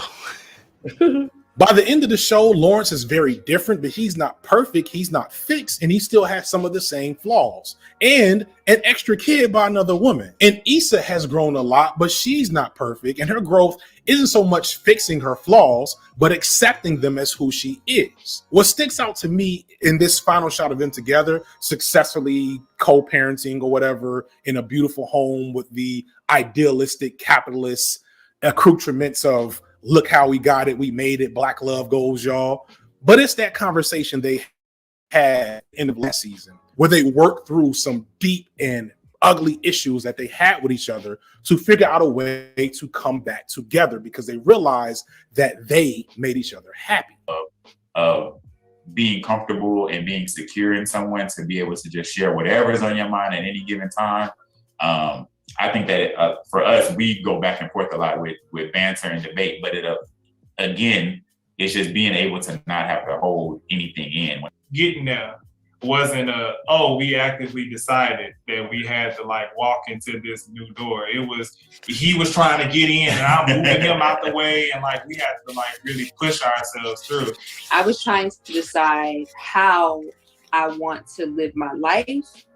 And when I'm at a crossroads, how do I make those decisions? And I decided that I really wanted to make decisions based off of desire, faith, and wisdom. And when me and him later would be having conflicts or just points where decisions had to be made, I had already told myself that I wasn't going to be making choices out of fear. And I wasn't going to be making choices out of emotional laziness. I was going to be making choices out of faith and desire and wisdom. And so when I held myself accountable to that commitment that I made to me, I feel like it made conflict between us resolve. Yeah. If you think you're going to this a little bit too fast, I mean, what do you call fast? You're gonna go through life with that person, and that's what you want to do. You're gonna do it, and it's not like, oh, we're gonna get to know each other in these 2 years that we talk, and we're in a relationship with this boyfriend and girlfriend. We get to know each other and all this and that. Then what happens when we get married? That means that we stop trying to get to know each other. Is that what that means? Because I'm pretty sure there's still a lot of stuff you're finding out about your wife, like. And these are things that's what keeps the relationship alive. That was interesting. I see what they're doing now. It's the idea of getting to know a person without the societal pressures getting into your relationship. You know? Yeah, and I feel that as somebody who has experienced monogamous, non-monogamous, poly relationships, queer relationships, it's it's really how fast is fast for y'all. Like I've met people and we've talked to each other like we've known each other for years. And time was of no matter. Like it's sometimes it's an instant connection.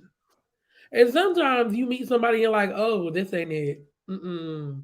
And I had that sense before. You know how some people say once you hit 30s, you go walk in a room and know that's not for you. No, I knew that well into my teens. If I walked into a room and somebody spoke to me, I was like, yeah, we ain't gonna make it. This ain't it.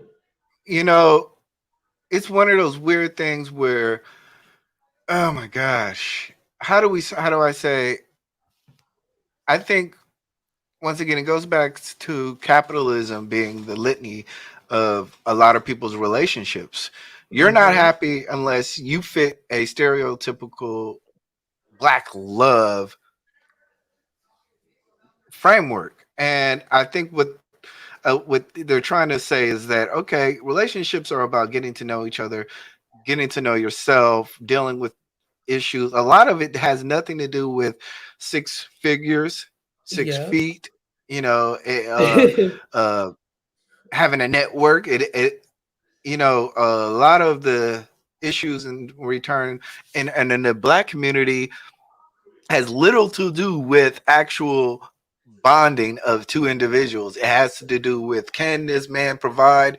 Can this woman be submissive? Can this man protect? You know, it has to do with a lot of things that have nothing to do with the fact that, you know, are you guys two compatible Well, individuals and are you guys yes. willing to deal with issues together that you may not know awry? You don't have And our like oh sorry. 1 second, but are you willing to get to know the person and are you willing to deal with each other's issues going forward? Going forward, because we had a discussion on Sunday, like, do you know yourself? You know, Ooh. like you don't know yourself because you haven't been through it to the core. Your core, yeah, like Lawrence, for instance, very insecure, unsure of himself, constantly second guessing and kind of lofting in the wind.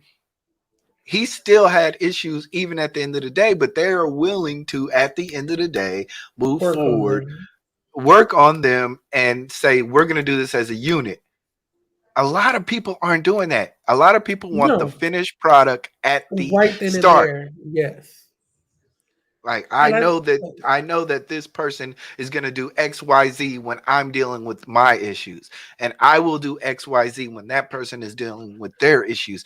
But nobody talks about the variables that come in and how you don't know what's going to happen. You don't know yourself. You're going to have changes. That person's going to, or that person's going to have changes, and we're going to have to deal with them. Are we willing to say, hey, we're willing to make changes, or we're willing to act accordingly when problems have come up, and we're willing to go ahead with this relationship or this long-term relationship, not on the basis that life is going to be good, but on the Mm, basis that life is life and that we want to experience life together. exactly. And I think a lot of people bringing up financials, a lot of people forget, are you good for each other? Yeah, y'all can be compatible, y'all can have amazing sex, have all the money in the world, but are you good for each other? Do you hold each other accountable? Is there a sense of, like the Bobby and Whitney situation? If I see you falling, do I better myself to better you? Because in those relationships, yeah, y'all are together, y'all are a unit, but y'all are also very toxic for each other. Y'all are awful for each other. Y'all bring out the worst in each other. So, and y'all have all the money in the world, like Bobby and Whitney did, like Ike and Tina did. But do you see the signs in a relationship, and do you distance yourself, or do you tell your partner, hey, what are we going to do about this? This is not okay.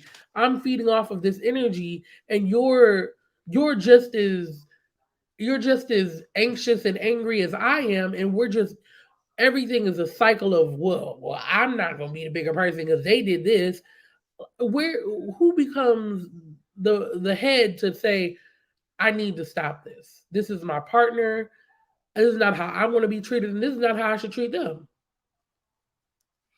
Yeah, but it's also tough in a world in which tells you that you shouldn't accept anything less than what you want. And it's tough. It's really a tough stance that, like I said, we're constantly trying to, fight our natural urges to say, you know what, I yearn for love, I learn for companionship, but then at the same time saying, well, I need to survive monetarily, And I you need to can't, look good. yeah, you can't put that on your partner for them to, and this is the problem when we talk about men and women's dynamics. Men feel like they constantly need to provide for women, but women don't give back. And then women feel like men are supposed to provide for them, and there's no pouring back into the man. No, you need to take care of each other and take care of yourself separately before you can take care of anybody else. If you can't provide for your own self without the man, then you have some growing up to do. You have things you need to take care of. Agree. Not Bobby has all the money.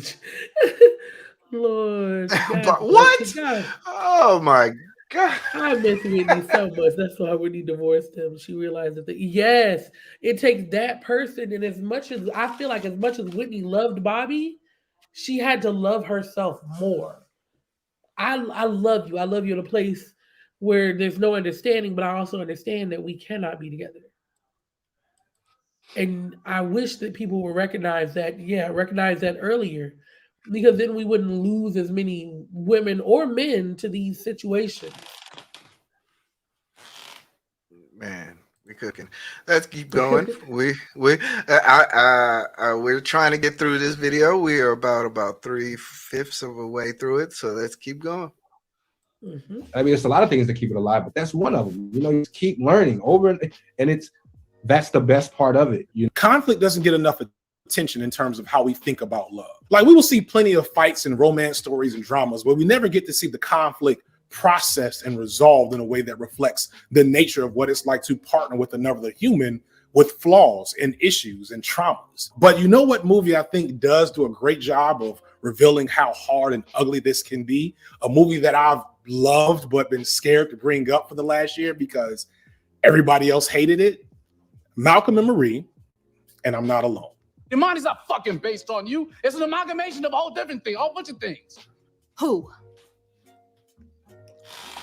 People. What people? This because Malcolm and Marie is not a beloved film, not very popular to the internet folks. But how did I almost want to watch it. No, we don't abuse each other. No, we don't, all those things, right? Yes. We banter like that. We go back and forth. We match wits. We psychoanalyze each other, even though we don't have the credentials. No credentials. I have diagnosed him with many of things, and he has done the same. I stand by said diagnosis.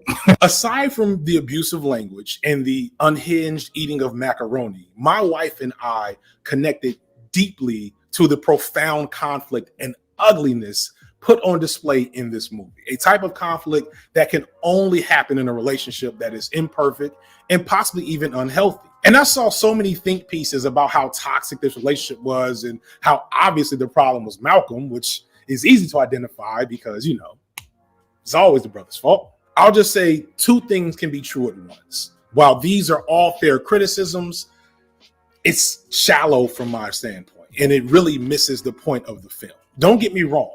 I wouldn't want to have these types of issues or these types of fights. However, I have. Because at the end of the day, Malcolm and Marie only give a glimpse into addressing that type of conflict on one night. And I was grateful to the film for putting on screen something that is rarely seen. The image of just how brutal long-term partnership can be. That only a person who has been with you for years, who's seen you at your lowest, who knows your deepest insecurities, can destroy you in the way a long-term partner can. Love is not safe. In fact, it's the opposite of that. You share bills, a house. Woo. Ooh. Lord. Lord. Jesus. I've heard a lot of people say, especially in the YouTube talking points that, oh, if you have a female, she should already know and all this. Man, look, love is not safe. Love will push you to the point to where you're on the brink of mental incapacity, and then you come right back, and then you come and you're formed into a new person. And man, a lot of people don't understand. Love is not safe. No, there are no elbow or knee pads. There's no helmets in love. You just out here flying. For real. Let's keep going. A bed, that person is a liability. They are uniquely positioned to hurt you, and you have to be okay with that. That is the reality of what all of you say you're looking for. You might be the first woman I've talked to where most of the Black women that raised you were married.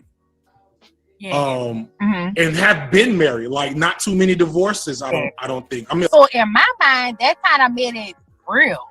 This is not for play. This is like, if you are married to a person, then it's like a different level of acceptance, a different level of protection, a different level of everything, a different level of loyalty, because that commitment. And I just think that that's just what I saw. Just going my own area. Like, I be needing my own space. So like, if she get on my nerves, she probably gonna she could probably be upstairs, I'm downstairs.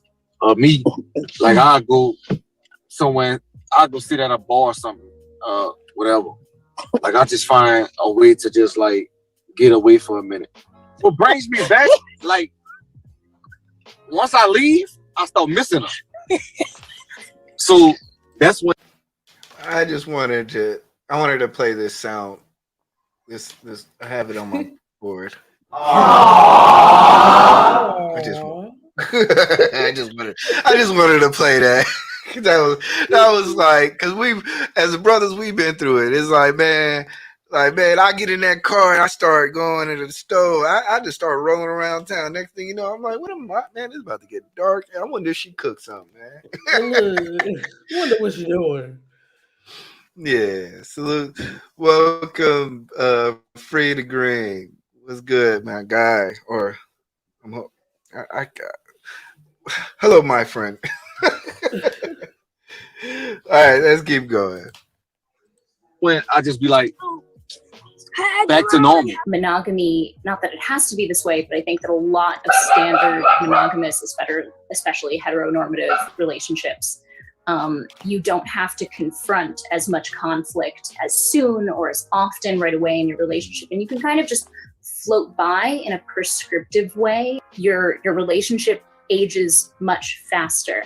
And that is a make or break experience. Polyamory doesn't leave room for a lack of conflict resolution. Hold up. What? Wait.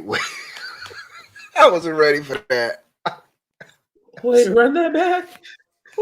I was ready for that. Hold on. Wait a minute. You guys just gonna skip past that like he didn't say that. Or she. Or they. No offense to those in between. No offense. Look, I have a hate-free zone in my channel, but that I was not ready for that voice to come out that body. Look, as somebody who's part of the community, I have you got me. She got you. I had to look up. There isn't room. Wait Wait a damn minute.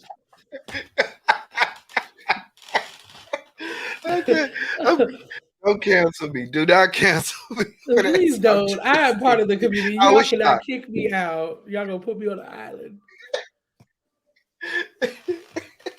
They gonna get me.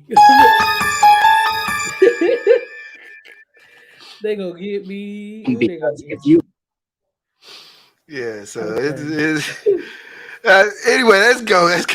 have envy, if you have jealousy, if you have any emotion that you would like normally have in a relationship, it gets multiplied because you have to address those things because they're going to see other people. So, and they're going to hang out with other people. You need to address these things and like have, as they call them, crunchy conversations. And I think while it's a fun word, like just, it's also good to not say bad or hard conversations, in my opinion, just because I think those words imply that talking and communicating through conflict isn't the thing to do. Because some people are not multifaceted. They're like a one-trick pony. And they feel like if it's not this way, if it's not the way that my mother and father did it, if it's not the way that my grandparents did it, then it's not going to be successful. Not knowing that your grandparents slept in a separate bed for a reason. It's like, yeah, they stayed together, but it wasn't like a great stay together. It was like we tolerate. Yeah, we tolerate each other. And I never want to be in a marriage where I'm tolerating. I want to still be, when we get 70, 80 years old, I still want to love her and I want her to love me just like we do now. To watch Malcolm and Marie run this exhausting, torturous marathon of conflict was cathartic for me and AJ because we've done that. We fought quietly, loudly, and dramatically for a few days as we worked through a serious conflict in our partnership. We don't argue much. We manage conflict around our differences. And for those things that we can't or won't change about each other, we make the conscious decision to partner in love through anyway, despite those flaws, because we value our partnership and family. But all of us who've been in love have looked like this: miserable, broken, tired. And this isn't Black love goals, but this is a part of it. It's just a part no one wants to put out there because who would want to buy it? Who would post this? There are no pictures of me and AJ after a long, exhausting fight or disagreement at our lowest. It's only the family photos, the fun times, the highlight reel. But both of these moments, the ones you see and the ones you don't, are a part of our partnership and our love story. AJ said in the conversation that I didn't catch on film that few of us have ever seen a couple walk through a valley together successfully. We only usually see the aftermath. We hear the Lemonade album or see the exclusive interview or read the divorce announcement. And we judge so harshly as if all three of those things aren't reasonable things to do when a partnership does become too much and does fail. We all want 90s Will and Jada, but we had a lot to say about Will and Jada sitting at the red table. Ooh. But there's the reason why we had a lot to say about Will and Jada. There's a reason why we had a lot to say about that relationship. Oh, man. I never wanted 90s Will and Jada because they were not goals for me. I think they're a beautiful couple. I wish them nothing but the best, but that was never my decision. You know what? I actually did a video on Will and Jada. And I kind of, it's actually a great, it's probably one of my greatest like videos that I really was proud of, you know, because, you know, while everybody else was doing the same old, you know, Will is a cock and Jada is evil and all that stuff, Yeah. I actually researched like her book or Will's book about his father. Jada had, she talked about a lot about her sex addiction. Yeah. And a lot about her history. She comes from drug addiction. Her family, her mother, mom, and I called it Broken Pieces Put Together because, like, no matter what people say, they still married. Yeah, no matter what no one happened, has left. No one has left this marriage. Yeah, and that's the thing about it is that nobody, like, yeah, everybody can say, "Oh, if I was in this situation, oh, I'm doing X, Y, Z," and it's like, okay, you are Would you? not Would in you the really? situation, Yeah. and not only that, we don't really know what truly it has gone on, but at the same time, they are trying to fix two broken people to come together. Mhm. Like Will has a lot of issues in his life. Jada has Yeah. a lot of issues in her life. They've decided to bring both broken pieces and try to formulate that into a picture that looks not looks good, but at least they're happy with. And a lot of times Yep. we get too far. We get too far on judging people based on their open situations. You know what I mean? I will not. I will never jump on the bandwagon of downing two married people having issues. You know what I mean? Like it's gonna Yeah. look different.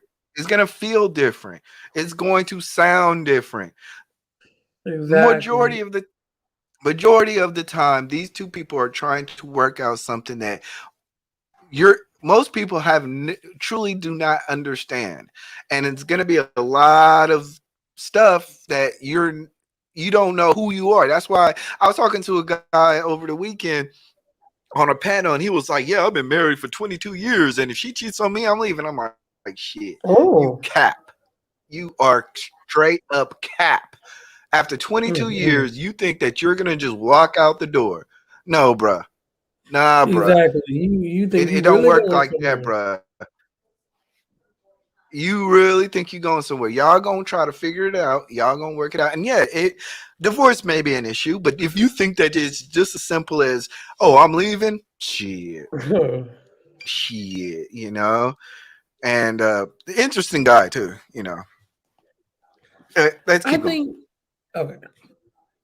Go ahead. I'm sorry. Oh no, I think a lot of I people get have him. these judgments on the relationship of Will and Jada, and from the outside looking in, yes, this looks terrible. This looks really rough. But to have that kind of open communication, to sit there and talk about it, like I just, it's hard even when there is infidelity in a relationship.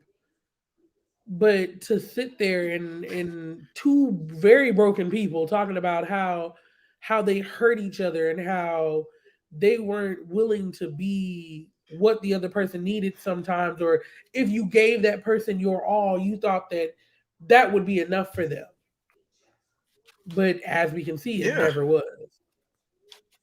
yeah, and then not only that, people in marriage or in certain people relationship, sometimes y'all make an agreement. Hey, you stay on your side of the house. I'm gonna stay on my side of the house, And and that's and wild that people think that consists of a marriage. Like the fact that y'all, and like the couple said, you tolerated each other.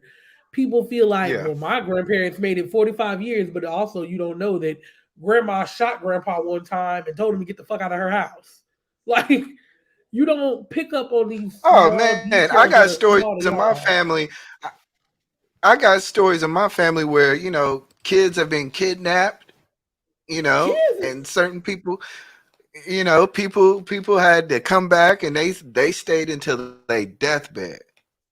You know And what I that's the mean? thing. Like, Like there's did shit you that ever?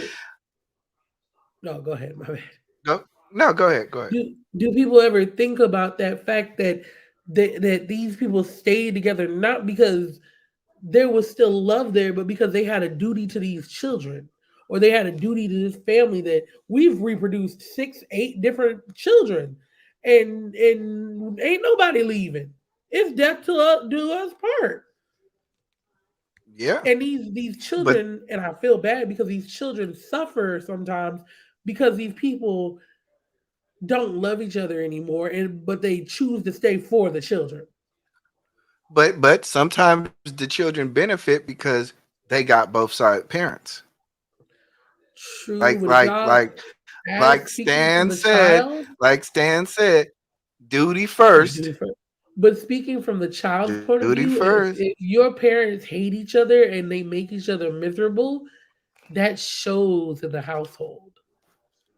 So it teaches a child, do I stay just because?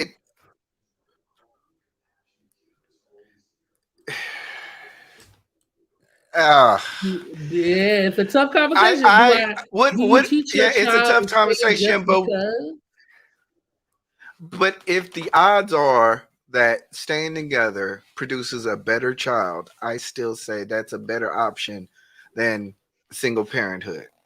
But not even just single parenthood. What if there's somebody out there who wants to love and be with this person, and you and the original partner don't really need to be together?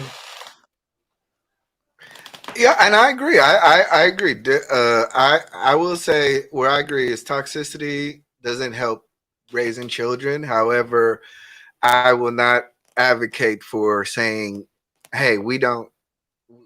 I do believe there is a toleration that can be happen while raising a child with great morals and two parents. If you understand what I'm saying. I think sometimes we say, let me just say this.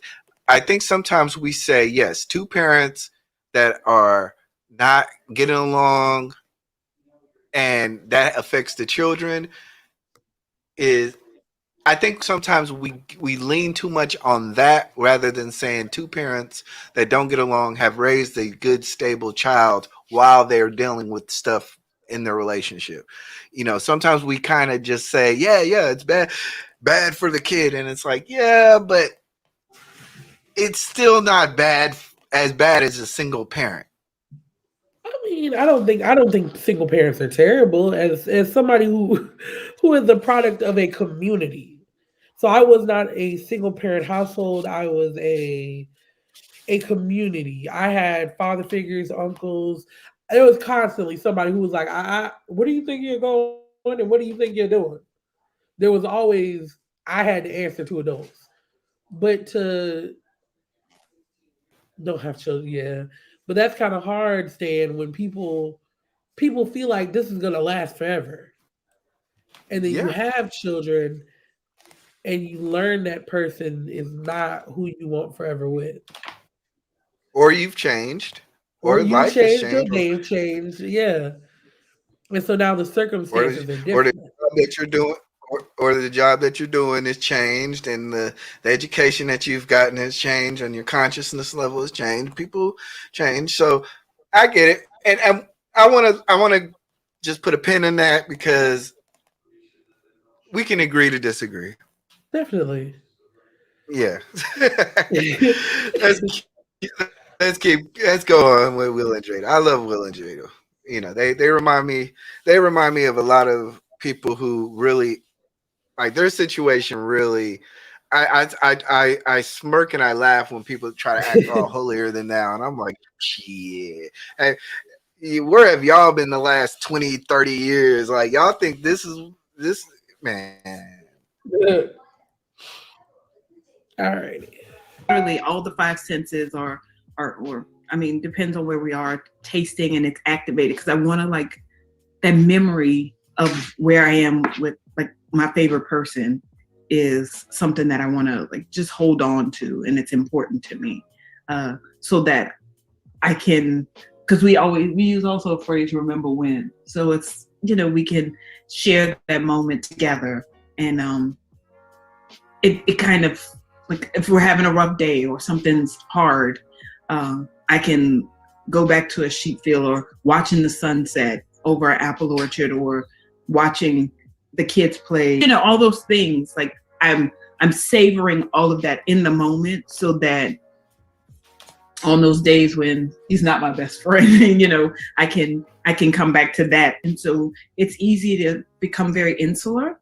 And so putting Jamel first is act. It's that labor that you speak of, and making sure that I'm actively loving him or making sure that I am a loving person or I'm thinking about him throughout the day. Challenges that we have in a lot of challenges we have inside of relationships, sometimes it's not most times it's not necessarily directed at the person that's in front of you. it's more a pattern that you've kind of developed over your lifetime, right? And different, what did my therapist say? Different spaces, different people, but the same emotion, the same feeling. You have to keep constantly communicating about everything, about things that are bothering you, about things that are bringing you joy in your life, about things that you want to do, places that you want to go, careers, kids, family dynamics, all of that stuff. You always have to constantly talk about these things. But if you're constantly communicating, you can identify those things earlier, and you can either try to work with it, work around it, or be more involved in it, so that it's not somebody so much moving away or going in a different direction as the family is moving in a different direction. That kind of course corrects itself. On you, we've got nieces and nephews. We've got, our kids. We have people that we work, volunteers. Like, there's so many people watching us and seeing our development and seeing our successes. And then you've got those people who want so badly for you to fail. And I was telling someone the other day, the idea of you can't expect your expectations of somebody, your predicted expectations, like you're predicting how things are going to be and how they're going to be. You can't look at that in terms of like it was an official contract we signed. A lot of people don't realize when they go into marriage, like, it's teamwork. Like, you're on a team. You're on a professional team. Like, you got positions. Everybody's gonna work together. Right. You gotta know each other's. You gotta learn each other's strengths and weaknesses. I think the current state of the Smiths betrays, especially for those of you too young to remember, just how they were seen as a couple for most of my life. Since the 90s, the Smiths were the image of Black love, an image that upon retrospect seems to very much have been not all that genuine, but maintained for the purposes of branding, to sell us a status and look that evokes that white capitalist patriarchal framework of how we should love each other, just with a Black face on it. For years, if there was a social media post or a magazine spread about Black love, they were on the front page of it. But at the same time, that whole time, there were rumors about them being swingers or having an open marriage or how they were about to get divorced. And then in 2020, we got not a confirmation of these rumors, but at least an indication that the nature of their relationship was not as idyllic as we had been led to believe. Folks are still trying to wrap their minds around Jada's revelation that she had a relationship or, quote, entanglement with R&B singer August Alsina while she and Will were secretly separated. I've lost money, friendships, relationships behind it. And I think it's because people don't necessarily know the truth, but I've never done anything wrong. Jada admitted to having an entanglement with singer August Alsina, although stating that it was when she and Will were not together. And Will has explicitly alluded to, and it's hard to confirm, that he's had his own extramarital relationships as well. And there's also stories where Jada has explicitly talked about her feeling like she didn't want to ever be married in the traditional sense. And it doesn't take a lot to glean from these conversations that it was Will that was the driving force behind their image as Black love goals and kind of forcing them into this traditional marriage box for most of the last 25 years. Poor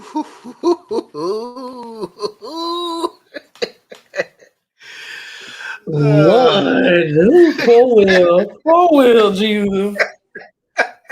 Some days I just pray for Will. Some days I just pray for him.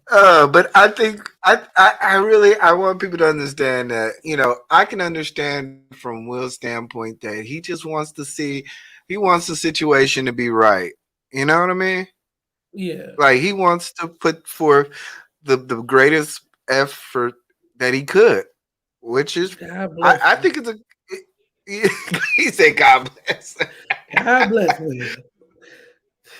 I mean, so, it is what it is. Yes, God, it is. T Noir has a great video. Engaging with some of the politics of the story and how Will and Jada definitely had a cynical practice of selling an image of their family and relationship that probably wasn't real, but was definitely lucrative.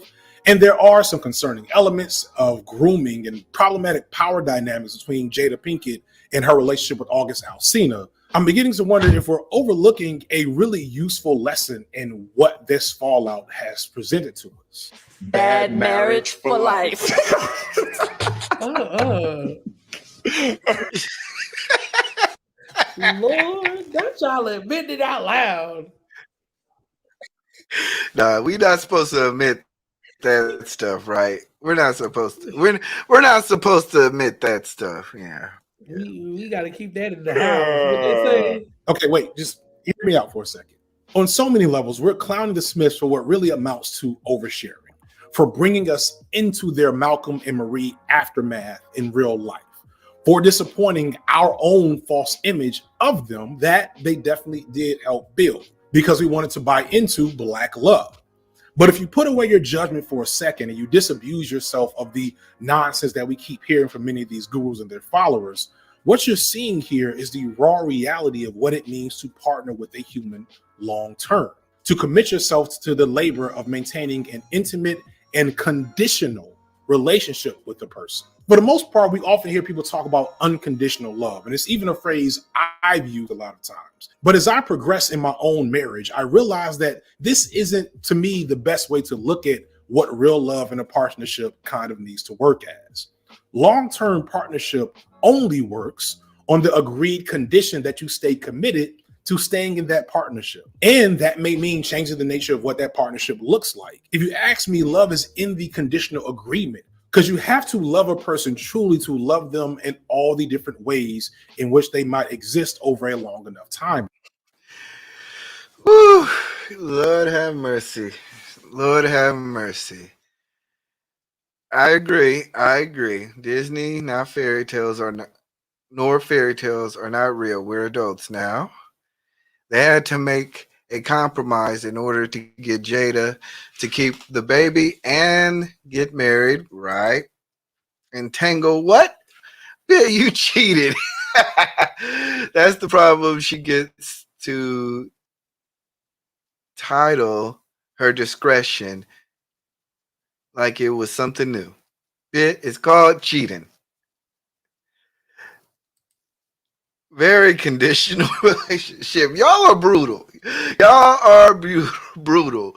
Y'all are brutal. But it is true.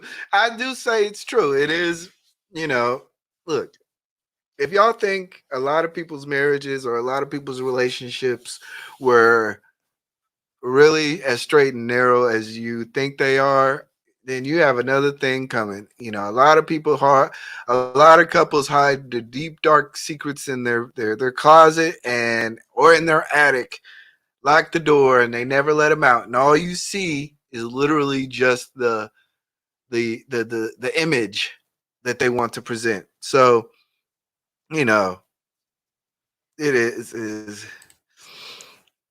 we Ali somebody's second pick.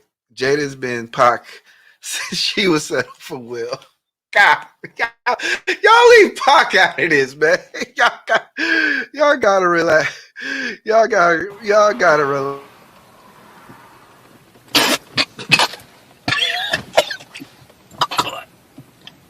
Good.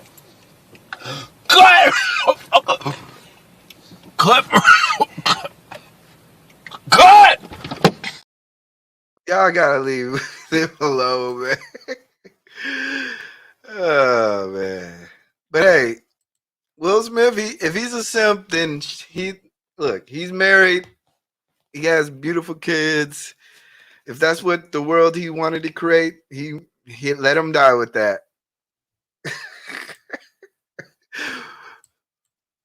If your goal for whatever reason is to partner long term, to continue to work with a partner who has changed and to work through conflict that comes up in that relationship, I think Will and Jada have something to offer. They seem to be in a constant state of rededication to each other in whatever way that manifests for them. And witnessing that is more valuable than any Jet magazine cover they've had for the last 25 years. Because, here's the craziest thing about this moment that we've all memed to death, myself included. After this all happened, Will and Jada had already worked this out. I don't know how it worked out. They had already seen the rumors and blogs and just let it slide. This was not new to them. And behind the scenes for them, it was done. And it was definitely Jada Pinkett's fault that they were in this predicament. And nobody would have blamed Will for letting Jada address this on her own. This image of Will's sad, tired face, though very memeable, is profound. A lot of men are angry at Jada for tarnishing our image of Will and seemingly unfairly putting him through so much grief for putting a good man in this situation. And Tupac. And a lot of that is valid. But I appreciate this moment on retrospect because Black men never get to sit in this seat publicly. The dirt we dig through dealing with some of y'all and the recovery we have to submit to in the name of love happens all the time, but we don't have an image to attach ourselves to because to allow that to become public, ironically, it makes us seem like lesser men. Even though behind closed doors, we all know that there are a lot of men out there dealing with just as much conflict with their partners as there are women. So just as we should not be judging Black women in the public eye who have had to hold L's from problematic partners. Yeah. We all forget that, you know, Cardi B and Quavo, they went through their little spats and guess what? They got over it. And they're not the best of images and they didn't come from the best of backgrounds. So, you know, like I said, sometimes we're a little too over judgmental on people, and too much information can be a bad thing in terms of your image. But like somebody said, he's not a simp. He wanted to keep his image clean for marketing purpose as well as upstage his violent father. Yep, I agree. They are liars too. Yep. I would agree. But let's be honest. I think in reality, we are all liars. We all tell everybody that who we are is not necessarily what we are doing behind closed doors. So in a way, I think we're all liars, but I understand your point. We believe in fantasy like when we were children. Let's grow up, fam. I agree. And the slap messed up his legacy and his image. Yeah.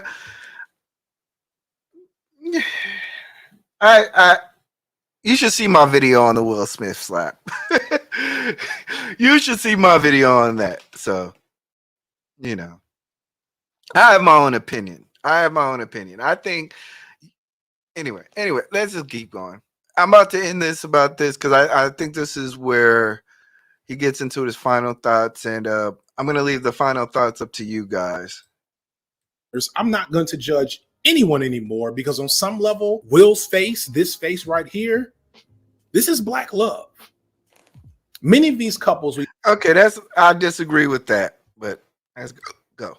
We've heard from today, my relationship included, have dealt with a lot to maintain their partnership.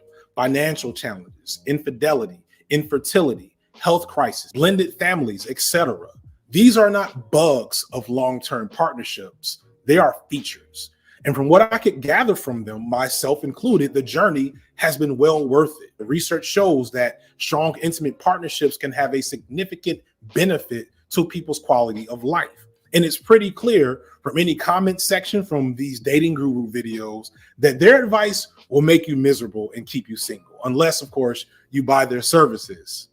Funny that. I tend not to give advice or prescription in my videos, but I really can't emphasize enough that we need to remove this framework of white supremacist patriarchy as the guiding image of how we're supposed to love and partner with each other, because it just doesn't offer enough for how complex it is to love as a Black person, especially if you're loving another Black person. It is a recipe for failure. Now, this obviously doesn't mean there's one solution to the complex challenges that face Black men and women. I do not endorse struggle love or abusive love or toxic love.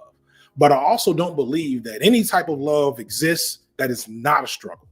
What I'm saying is that we should be avoiding the frameworks of partnering that don't serve us individually and be careful in assuming that any particular framework serves you just because it has a strong social media presence. I'm not going to go as far as to say to stop engaging with your preferred Black dating guru if it truly serves you. Scam. Yes, sir. I think we're gonna end on that note. Okay. But you know, any last words? Because it was a good dialogue. I think like for me personally, he reflected a lot of things that keep other people out of your business and stop fronting for everybody else in terms of your relationship. And Black love doesn't necessarily mean the commercialization of Black love does not necessarily mean the same for everybody else. Learn your own thing. Much like hip hop is commercialization of Black culture, it doesn't fit everything in terms of Black people. There's a lot of different facets that come with it. So go ahead. Yeah, I feel that wholeheartedly. I very much enjoyed him speaking and his insight on how things were going, like his inclusion of every kind of Black relationship, whether it was one Black partner being the female, one Black partner being the male, polyamorous relationships, queer relationships. Like I feel like he included everyone. Like he wanted a broad spectrum of Black love, and he got it. Yeah. So, all right. Well, I'm gonna wrap it up. I did good time, and I aimed for 2 hours, and I got 2.5 hours. So, but this is the Black Afternoon Conversation. Much love to everybody. Hold on, I do have some music. I guess I usually do a good little. Hold on. See, is this good music?